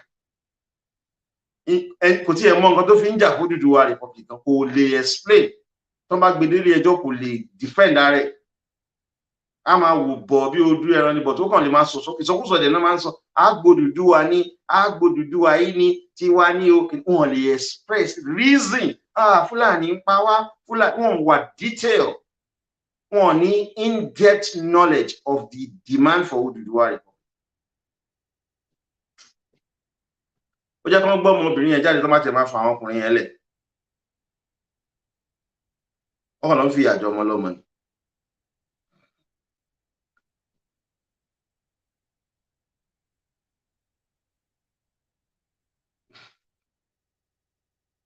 That is it. They turn Sunday goes out into Odùduwà the shaka.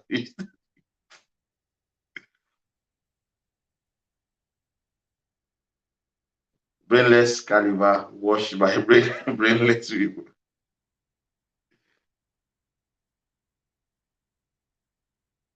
Yeah, I'm telling you, they have nothing in their house there most of the time. That is it. They just attack Tinubu every now and then.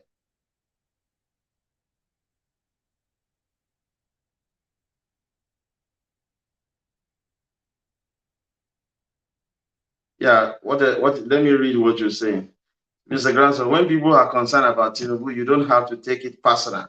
Many are asking because of his obvious ill health. People who ask don't want what happened to Yaradua to happen again to Yoruba. No, the only reason why Tinubu is looking sick some of the time is the pressure. When I was arrested for terrorism, while the investigation was going, I actually self-admitted myself in the hospital because I was shocked. It is coming from a family member, the allegation. That was the shock that was killing me. Look at all of the pressure they are putting on Tinubu. Igbo are trying to kill him. Fulani are trying to kill him. The English don't want him to be president.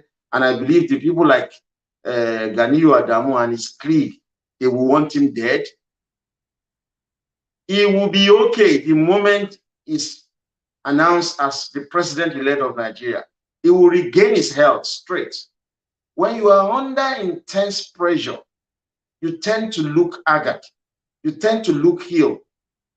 Look at Buhari when he was campaigning. He wasn't that looking good. But now he's the president of Nigeria and he's not recontesting election. He's looking his best health. So Tinubu is under obvious pressure. America is on his neck. The English establishment want to destroy him by all means. The Fulani don't want him. He's playing that politics. He would not look his best. The moment everything, you see, when the police invited me after almost a year of investigating me for terrorism, and they said to me that we're dismissing the allegation of terrorism against you. My lawyer said, just gave me a thumbs up. And I just became relaxed because if the federal government had made that allegations against me or the Igbo had made that allegation, I would not even be depressed about it. I would be so cool. But it's coming from a family member, my own family member, the woman who bore me 2 children. So it's a shock that almost consumed me. So that is the kind of thing that Tinubu is going through right now. His health is not deteriorating. It's affected because he is not president yet. He has to lobby a lot of people. He has to negotiate with considerable number of nations that you cannot imagine. Government official, agreement that will be signed, oath that will be taken behind closed door. All of these are depressing. So that is what is turning on his heart. So it's not as if those of you that are talking about Tinubu, it's not as if you are bothered. Ẹ kàn fi ẹ́ kí máa ẹ ṣorí ibú ni. Ẹ̀yin dẹ̀ lẹ máa ṣorí ibú. Ẹ̀yin tẹ́ ń hate Tinubu yẹn. Tí máa bá yín ni. Bẹ́ẹ̀ ṣe Fábíọ́lá nìyẹn. Bẹ́ẹ̀ ṣe Fáwọ́lọ́wọ̀ nìyẹn. Ẹ má máa lo orúkọ Yorùbá kẹ́ fi cover mọ́. Igbo ní àti Fúlàní àbí half Yorùbá. Ẹ má máa lo orúkọ Yorùbá kẹfì kan sáà tí ẹ believe yín náà tẹ̀ ń lórúkọ Yorùbá mọ̀ pé ẹ kì í ṣọmọ Yorùbá.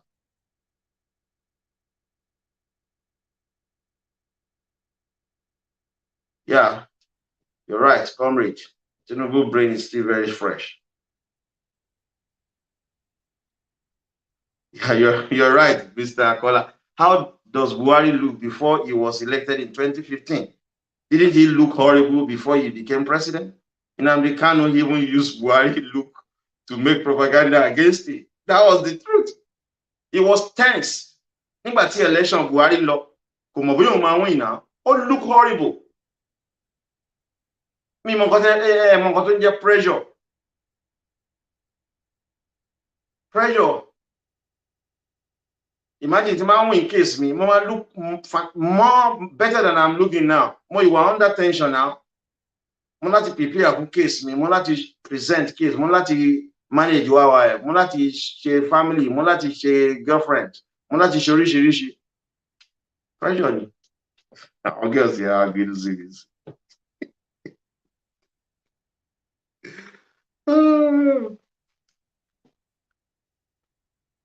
Yeah, what is Mr.? All the concern of Tinubu heads are deceit from enemies of Yoruba. You are very correct, Mr. Ayobami. Irọ́ ni. Irọ́ ló ń pa. Wọ́n wish Tinubu evil gan mọ́ ṣe wà yẹn.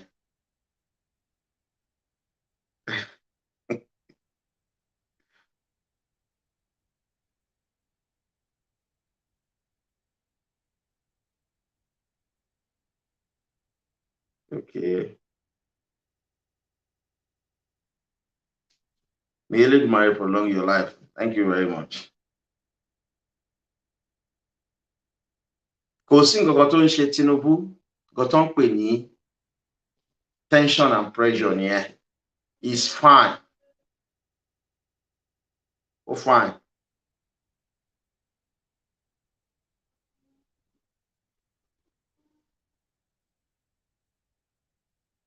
So àwọn Igbo kan tẹ̀lé. So ṣe ẹ̀rí nǹkan tó ń ṣẹlẹ̀ sí àwọn Igbo yìí wọ́n máa ń ṣe propaganda kan.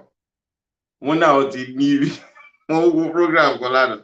Wọ́n náà ti ní fídíò ibi tí federal government kidnap Nnamdi Kanu kan dẹ̀ release ẹ̀. Ṣé wọ́n máa rírun kan báyẹn wọ́n ní release ẹ̀? Igbo kan máa ń ṣe propaganda gbogbo ìgbésí ayé wọn ni. Yeah, Mr. Ayobami, thank you. I saw that picture. One low fake picture Tinubu. I want evil people. Thank you so much, Dari, for reminding us.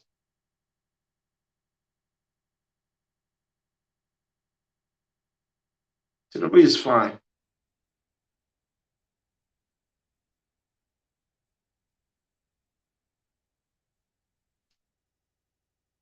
Èwo ni propaganda táwọn Igbo tún sọ yìí? Ta ló jẹ́ ká máa bá? Èwo ni propaganda tẹ̀ ń sè? Yeah, it's better. We better do support Tinubu. We are in support of Tinubu. Only Oma and the Yoruba, we vote against him in favor of another aspirant from other tribe. The main consideration in Nigeria politics is tribe. It's actually ethnic group, not tribe. We've had 1959 election, Awolowo won majority across Yoruba land. There was no election in 1964. 1979 election, Awolowo won majority across Yoruba land. 1983 election, Awolowo won majority across Yoruba land. 1993 election, Abiola won majority across Yoruba land. 1999 election, Olufalaye won majority in Yoruba land. In as much tí Yorùbá bá ti jẹ́ candidate fún president majority ní gbogbo àwọn ọmọ Yorùbá tó ń pretend pé àwọn jẹ́ Yorùbá yẹn tó ń bú Tinubu wọn ní say Yorùbá ní more conservative than liberals because election márùn ní Yorùbá ti participate nínú 11 Yorùbá ti participate nínú márùn gbogbo Yorùbá nation máa ń deliver 90% or more of their vote fún ọmọ Yorùbá ni gbogbo àwọn ọmọ òṣì tó kàn sọ̀rọ̀ tó ń bú Tinubu nìyẹn tó ń pera àwọn Yorùbá irọ́ ni.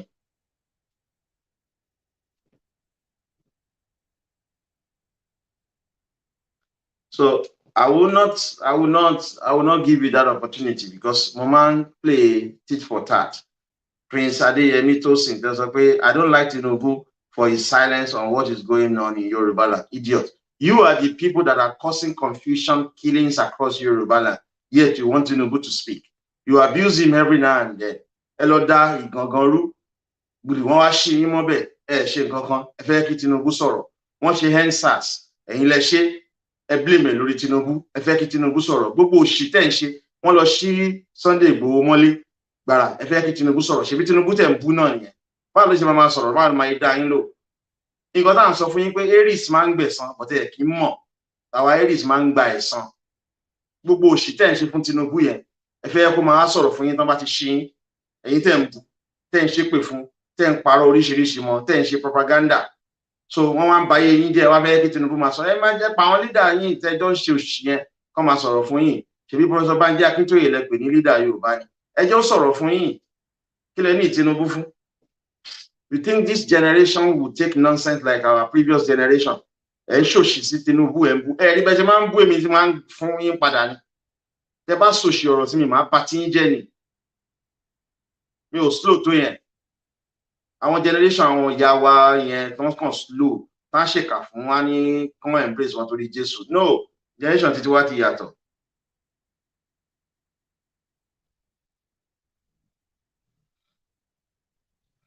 I'm not going to answer some of your stupid Igbo questions.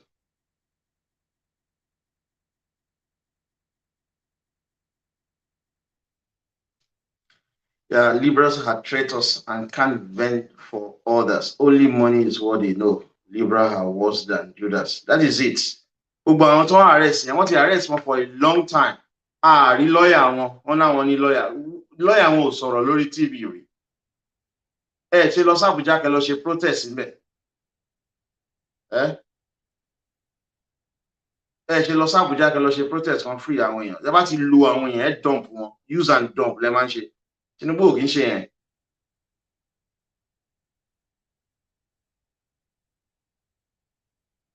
Àwọn Igbo àti fọ́ wọn lẹ́nu gan, àti fọ́. Imagine Tinubu, a former senior executive in Mobi, top class brain, but they still abusing. Can their father get that position? Mr. Wabidi Yari. Oh God.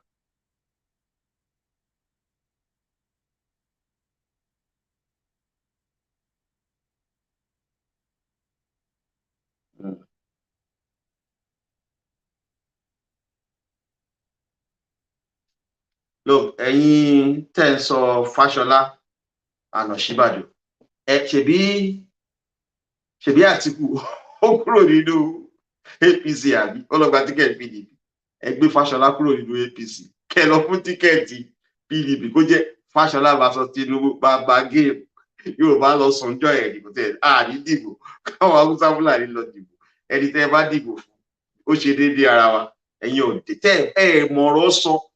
Ayé àtijọ́ làwọn parent wa ò kì í dá yín padà. Ọ̀dẹ̀. APC ní Tinubu wà. Àwa APC la sọ pé òun la fẹ́. Kì í ṣe àwọn Nàìjíríà. Tó yẹ yín, àwa tá à ń ṣe APC la sọ pé Tinubu la fẹ́. Ẹ̀yin tẹ́ kì í ṣe APC. Ẹgbẹ́ candidate ń jáde. Ẹ má máa sọ fún wa pé Fáṣọlá wà ń bẹ̀, Ọ̀ṣínbàjò wà ń bẹ̀. Ẹ ní kí Fáṣọlá kúrò nínú APC. Kẹ́ welcome ẹ̀. Kó tó kúrò nínú APC kẹ́ sọ pé Fáṣọlá, we are offering you the PDP ticket. Nǹkan tẹ́ ṣe f'Àtíkù tó kúrò nínú APC.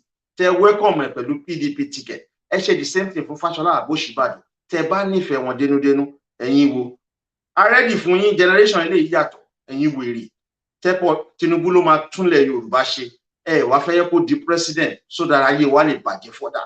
Ẹ lọ gbé tíkẹ́ẹ̀tì PDP fún Fáṣọlá. Tẹ́ bá fi dá wa, ẹ̀fà bá yín ṣe poster, á circulate. PDP, Fáṣọlá, presidential candidate PDP.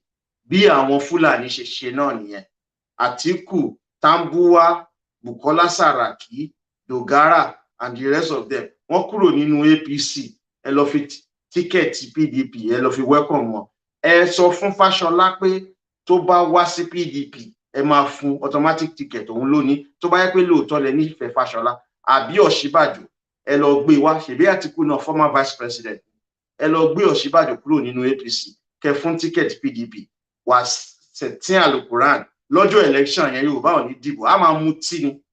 torí bó tiẹ̀ dìbò ó ti wọlé ní ọmọ Yorùbá jẹ president full blooded ó ti ṣe máa ṣe bẹ́ẹ̀ eléyìí tó ń pera ẹ̀ ní kínní kí ló pèrè ó ní Ìdòwú ló pèrè jẹ́ ń kọ́ àwọn èèyàn rí and if not fine Fashola and Ọ̀ṣínbàjò are there so Mr. Rasaki Ìdòwú Libra ó lè jẹ́ pé ọmọ Ìgbò ní ẹbẹ̀ yẹn lọ fún Fashola àbí Ọ̀ṣínbàjò ní tíkẹ́ẹ̀tì PDP tó bá yẹ pé tòótọ́ lẹ nífẹ̀ẹ́ Fashola.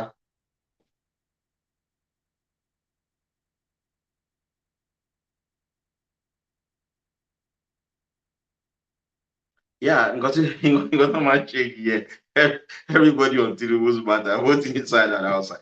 Tinubu bọ́n ṣe nítorí pé wọn tí bí wá ń gbà yí Awólọ́wọ̀ wọ́n ṣe far worse fún Awólọ́wọ̀ ṣebí secondary school láwà nígbà ayé Abíọ́lá àríbọ́n ṣe campaign àwọn Ìgbò sọ pé wọ́n ṣe propaganda wọ́n ní Abíọ́lá ó da Bible sínú ocean Bible tó fẹ́ pín káàkiri Nàìjíríà ipò hate Christian àwọn èèyàn dẹ̀ gọ́ wọ́n ṣe propaganda pé Buhari wọ́n ti clone ẹ̀ àwọn èèyàn dẹ̀ gọ́ wọ́n lo terrible campaign but Abiola ò give up ó dẹ̀ win wọ́n dẹ̀ lọ sí court wọ́n dẹ̀ lọ àná ẹ̀ tí ì rí nǹkan kan o ẹ̀ tí ì rí nǹkan kan sórí ìbẹ̀rù kan tó ń bà wọ́n pa Tinubu ni pé Tinubu sán lórí wọ́n mọ̀ pé Tinubu sán lórí tó má bá ṣòṣì ẹ̀yin náà ẹ wo máa honestly speaking tí gbogbo ẹ̀ bá jẹ president 2023 it will be the greatest Yoruba ever live. Ẹ̀rí gbogbo pressure tó wà lórí ẹ̀ ni ẹ̀rí gbogbo pressure yẹn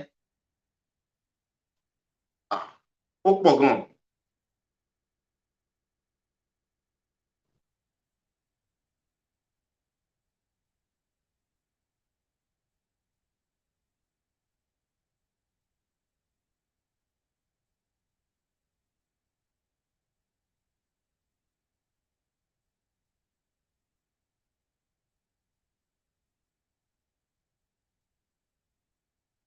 What are you saying? Please, could you do a video on strategies of winning the next election by full-blooded Yoruba in 2023? Now, we have to, if we are going to ever do something like that, we have to wait till Tinubu secure the APC tickets.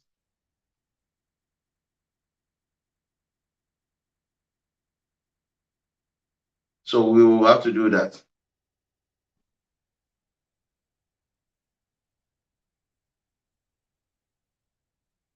What is it? No. So you said we should just be laughing at those who are abusing Tinubu. Not really.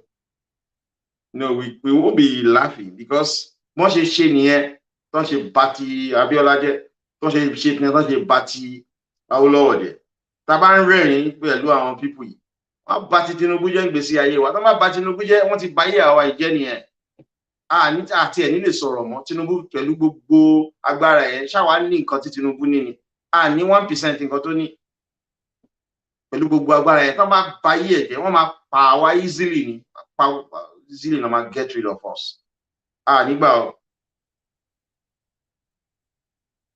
Nígbà tó.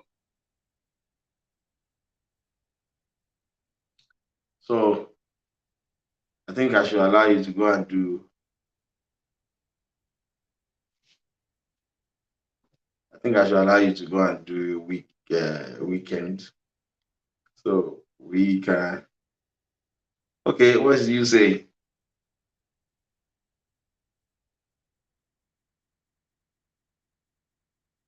Look, this is what you are saying. No, that's not what I wanted to show. Mr. Rasaki said, I'm for Tinubu life, but I love Yoruba, my ethnic, too much. So I don't want to take risks. So if Tinubu is not well, we need to prepare option. No, Talo sọ pé Tinubu well. Ara Tinubu ya, ó wà under intense pressure ni. Yeah, he's mentally prepared for the job. Let us be pragmatic and factual.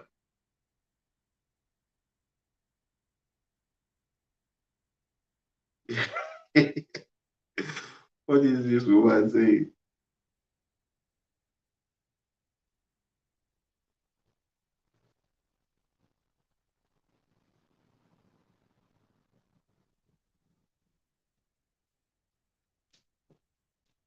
No, right now I don't want to get into argument with you about Liberalism.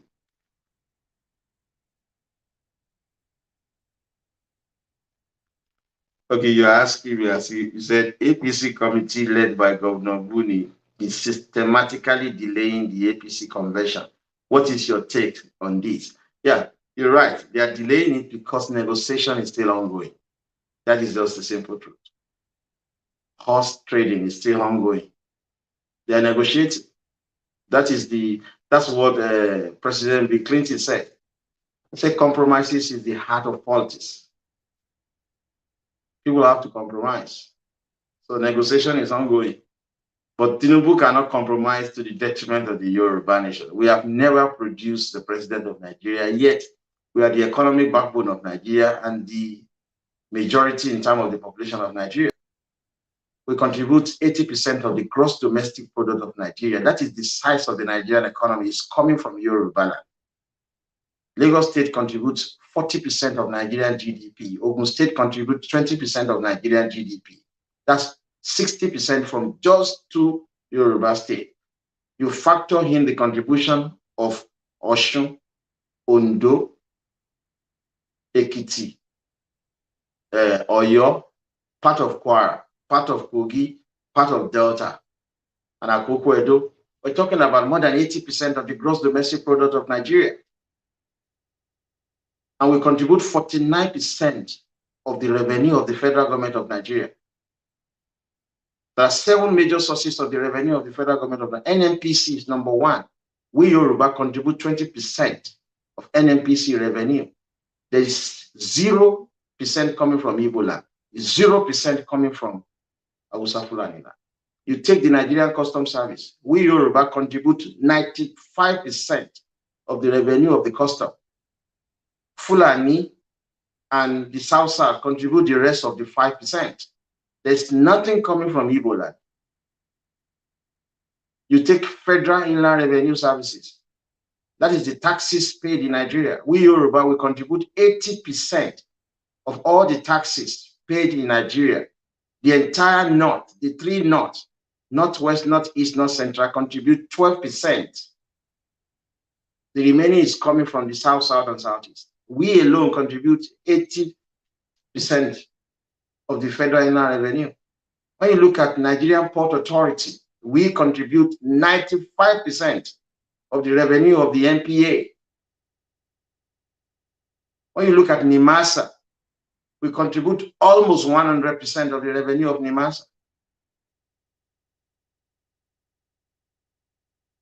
And we talk about CBN. CBN earn interest for keeping all of this money that I've mentioned. 60% of the CBN interest earned is coming from Yoruba land. We have 75% of all bank branches in Nigeria are situated in Yoruba land.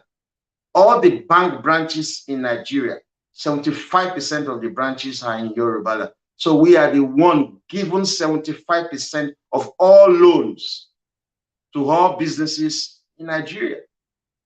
You guys are doing great, but it is not showing in the lives of the Yoruba nation.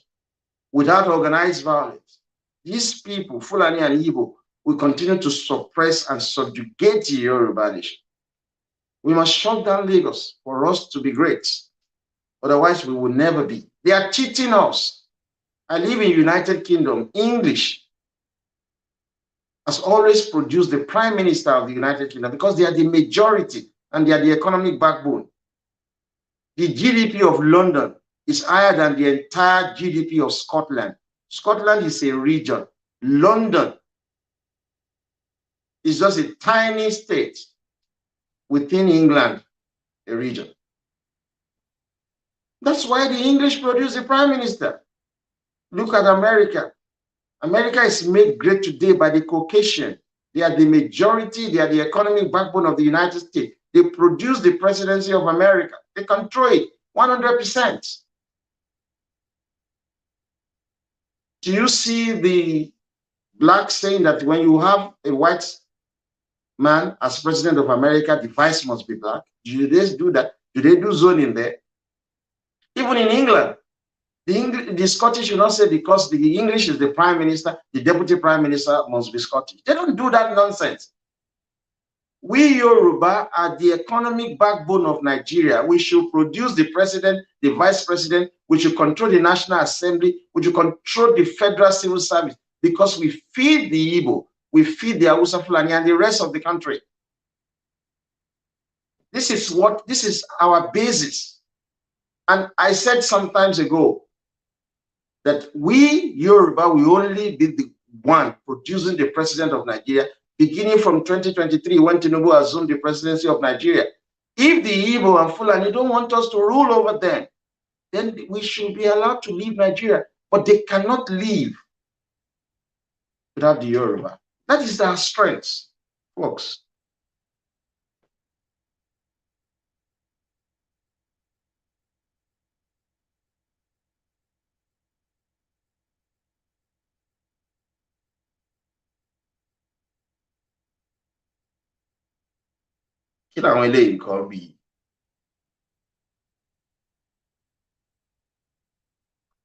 Now you wrote, okay, you asked me, do you have any idea of what is happening between Governor Abdul Razak of Kwara State and Lai Mohammed?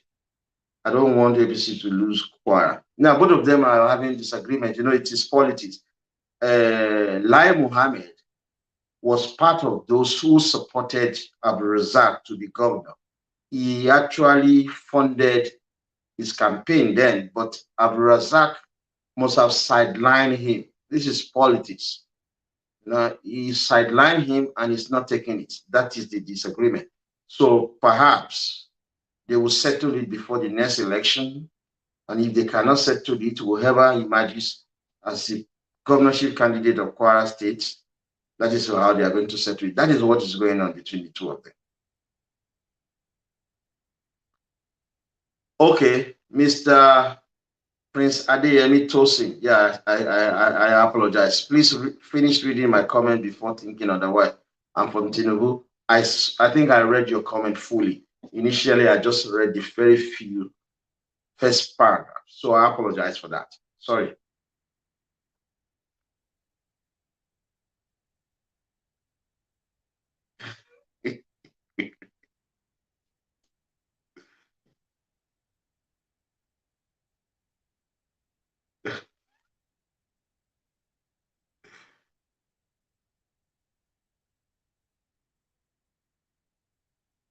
Yeah, Mr. Kola, you said it, and I'll agree with you. All the governors' defection to APC are gang up plan against Tinubu getting the APC ticket. What I believe the Tinubu camp is not doing before any convention whereby they are going to select the presidential candidate is that only Tinubu will be allowed to get the nomination ticket. That is one of the things that they are pushing. That's why perhaps, I'm not sure 100%, I'm just trying to imagine things, I'm playing with my mind a little bit. So, ìyẹn lè máa fa kí wọ́n máa fi delay convention. So the Tinubu camp will just want only one person to get the ticket, and every other would just say yes to that candidacy of the party. But others are pushing for proper conventions whereby other people will be allowed to contest. So it's a big issue. The moment Tinubu gets the ticket, you will see it's going to show in his state of health.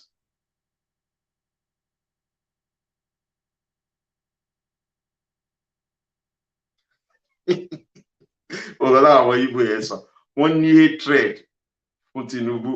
Ṣé wọn pa wá Yorùbá a kì í celebrate Ojukwu. Àwọn Igbo wọn celebrate Awólọ́wọ̀. Àwọn Fúlàní wọn celebrate Ojukwu. Wọn dẹ̀ kì í celebrate Awólọ́wọ̀. Àwa Yorùbá a kì í celebrate Ahmadu Bello. Àwọn Igbo náà dẹ̀ kì í celebrate Ahmadu Bello. Ṣorí bẹ́ẹ̀ a kì í ṣe kankan náà, a kàn ń pretend ni. But tí àwọn Òyìnbó bá dé lára pé kí Nàìjíríà lọ, àwọn Igbo lè kú. Gbogbo pátápátá kan gbóògùn jẹ because wọn ò lè survive on their own.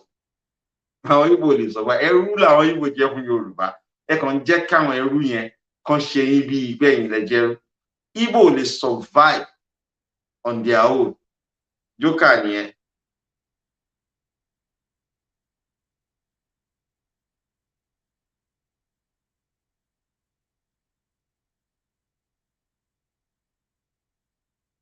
Now this is something. This is something that I need to spare.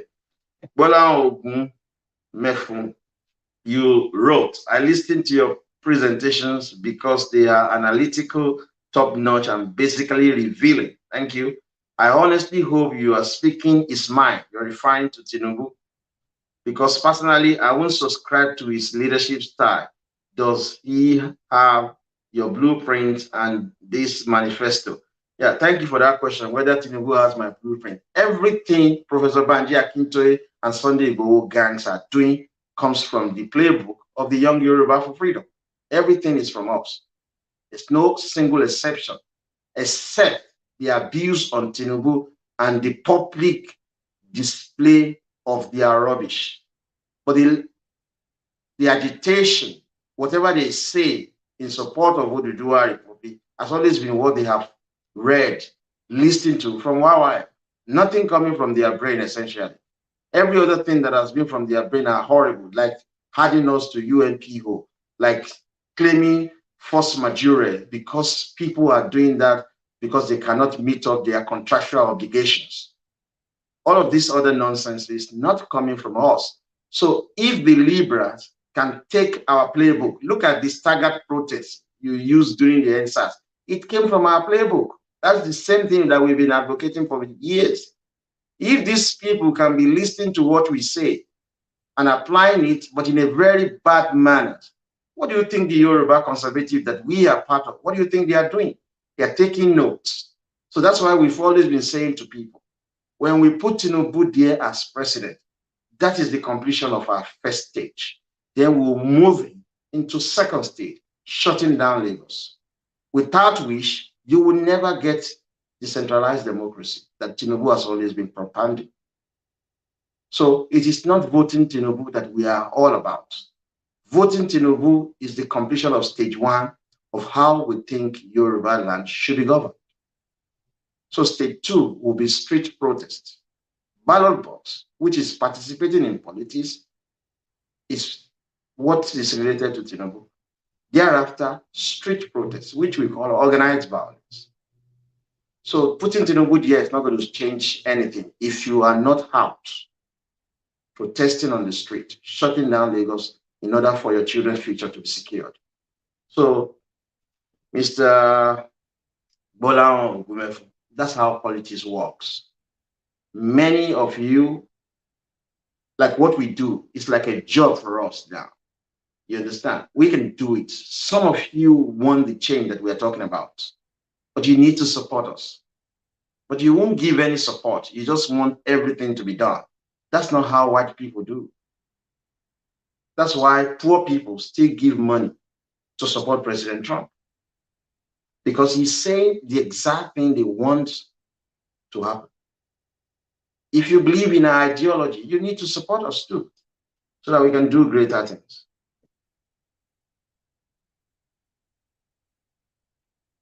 Oh, Vincent, right on, my amiable president. Such harsh truths, so good in the morning, because it cannot be good for the Igbo.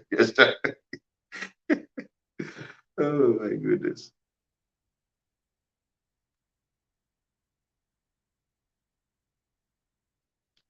Yeah, Abi Donaras, may God continue to be with you. In fact, you have sense. Okay, thank you very much, sir. So look, that's why I said you, Lasaki, though you are even hiding. If you are making enemy to plan her head too, you're just talking rubbish. Fulani made a video saying that they are not going to give up power. You guys were circulating it. Are they hiding anything from their children? Why do you always talk that? The last time I remember, you were the one saying, why are you revealing your secret? Are you out of your mind? Ẹ wo fídíò Fúlàní kan tí Fẹ́mi Fani-Káyọ̀dé circulate. Ó ní àwọn ò ní gbéjọba lẹ̀, ipa wọn máa ṣe another 4 years. Ipe 40 million làwọn Fúlàní, ipa àwọn Haúsá Fúlàní 120 million. Ṣebí secret tí wọ́n lọ sọ síta yẹn. Kí ló dé ẹ̀yin ò ṣe sọ fún pé má sọ secret yẹn síta. O kì í ṣọmọ Yorùbá, Razaki Ìdòwú kan lórúkọ Yorùbá ni. Bóyá ìyàwó ẹ̀ dẹ̀ àbí ọkọ ẹ̀ dẹ̀ jẹ́ Ìgbò àbí Fúlàní dẹ̀ ni ẹ́. O kàn ń sọ, mo ti rí ẹ ó sọ the last time náà. Secret kan yìí ti secret. Ṣé báyìí náà ṣẹ̀ṣẹ̀ wo fídíò Fúlàní tí gbogbo yín circulate fún èèyàn bíi 10 ló ti send ẹ̀ sí mi. Ṣé Fúlàní hide the secret ẹ̀? Ṣé Igbo hide the secret wọn? Yeah, I'm reading, but I haven't seen, VP, I haven't seen your comment on YouTube.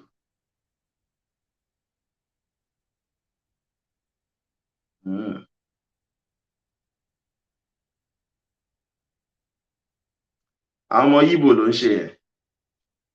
Àwọn Igbo ló ń kọ eléyìí. This one is, what are you doing to protect yourself from being kidnapped by the Nigerian government and the Igbo Arab Igbo? Obviously, they are after you. Mind you, Nigerian government has the history of kidnapping their citizens from anywhere in the world.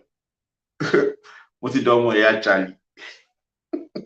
I've been protected by the Queen's Guard.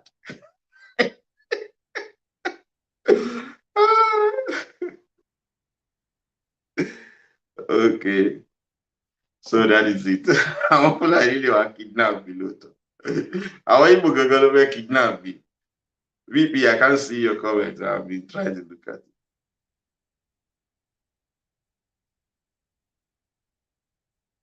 Yeah, you are still asking me. A lot of people are asking me the same thing. Sir, have you heard what Fulani said yesterday, that they are going to produce another presidential candidate in 2020? Yeah, they have the right.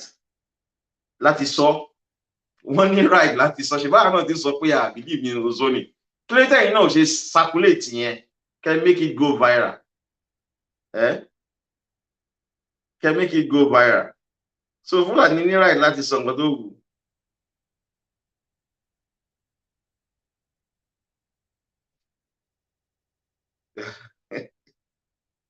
Okay, yeah, this is what. Oh my God, Charlie, Queen's child. We love Fulani. You said, "Oh, God, Fulani, only Yawa lóru, only Yawa silly Sunday go." We love Fulani.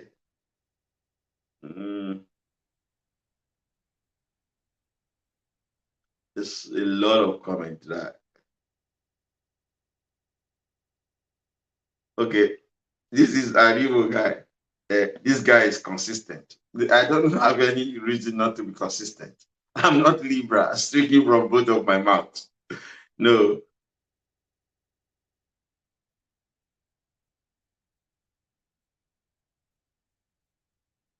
Yeah, you're right. That's one. David Cameron was the prime minister and Nick Clegg was the deputy prime minister. Both are Englishmen. Yeah. Ṣé yẹn lè ṣẹlẹ̀ ní Nàìjíríà kí Tinubu jẹ president kí Fáṣọlá jẹ vice president? Àwọn ipò àkúdàrú ni wọ́n lọ jẹ poison ni. So that is to tell you that Nigeria kò ń ṣèlú, kò kí ń ṣèlú. Ní UK bíbá English ló máa jẹ prime minister, English náà ló máa jẹ deputy prime minister. But ní Nàìjíríà ẹ máa fẹ́ pín ní kò dé rights kẹ́ máa pín. Yorùbá nìkan ló jẹ́ kó máa rule ìlú yẹn. Because àwa là ń feed Igbo, wọn lówó láti ṣe anything. Àwa là ń feed Hausa Fulani. Tẹ́ bá bè kó jẹ́ ẹ máa rí bílẹ̀ Igbo máa ṣe rí. Gbogbo àwọn governors wọn, gbogbo àwọn deputy governors wọn, gbogbo àwọn commissioners wọn, gbogbo àwọn ọba wọn, gbogbo àwọn civil servant wọn, gbogbo àwọn tó ń ṣiṣẹ́ ní public service pátápátá nílẹ̀ Igbo, Yorùbá ló ń san salary wọn. The same thing, àwa náà là ń san salary Hausa Fulani pátápátá àti Sultan of Sokoto àti Emir gbogbo wọn, àwa là ń san. Àwọn people yóò ní anything. Apapa local government, iye tó ń generate fún federal government, ó pọ̀ ju gbogbo nǹkan tí 19 states from the so-called north, and there are 419 local government. Ó pọ̀ ju nǹkan tó ń generate lọ. Apapa local government nìkan lẹ́kọ̀ọ́. Àwa là ń bọ́ àwọn people yìí. Àwa ló jẹ́ ká jẹ president, ká tún jẹ vice president. Yorùbá ló jẹ́ kó ṣe. Ó máa rí bẹ́ẹ̀, ó máa yà wọ́n lẹ́nu, ó máa shock wọn ni. Tí wọ́n bá ti jẹ́ ká jẹ́, a máa sọ pé a mẹ́ kúrò ní Nàìjíríà ni. A lè wà nílùú pẹ̀lú yín, contribute anything to the development of Nigeria, make any impact, kí ìlú yẹn fi dá. Igbo àti Fulani, ẹ dẹ̀ fẹ́ máa jẹ president, ẹ dẹ̀ fẹ́ máa jẹ vice president, ẹ tún control National Assembly. Ibo náà ti ń ṣe, tí a bá ṣe nǹkan kan sékòó, bá ṣe máa jìyà lọ nìyẹn. The fact pé a sọ pé a fẹ́ bè kó jẹ́ ẹ̀rù ń bà wọ́n náà. Torí ẹ̀ náà ṣe ń lé gbogbo àwọn tó kọ́lé sẹ́gbẹ̀ẹ́ wọ́ọ̀fù yẹn lápapá àti Tinka, wọ́n lé gbogbo wọn dànù because wọ́n rò bóyá a máa lò wọ́n láti bọ́ǹbù bẹ̀ ní gbogbo ibi táwọn èèyàn ń gbé yẹn. wọ́n lè set bomb síbẹ̀ tó máa ba gbogbo port yẹn jẹ́. Ẹ̀rù ń bà àwọn Fúlàní torí ẹ̀ náà ṣe ń ṣe gbogbo nǹkan tó ń ṣe yẹn, because wọ́n mọ̀ pé Èkó yẹn ni owó wa tó ń jẹ, wọn ò dẹ̀ fẹ́ ká rúùlù Èkó yẹn, wọn ò fẹ́ ká rúùlù ẹ̀. Àwọn federal ló ń rúùlù gbogbo nǹkan wa, ló ń control ẹ̀.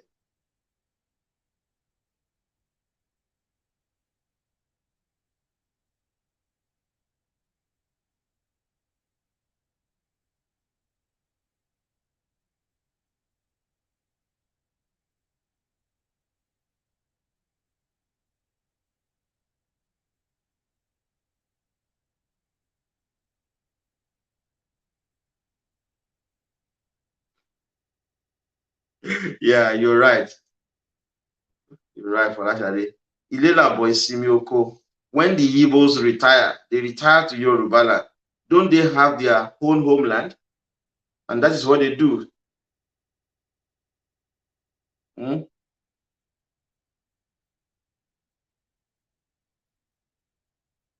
Okay, I think I have to. Yeah, I think I have to relax. So we've almost spent 3 hours. So I think we have to go. Thank you very much, Mr. Ayo.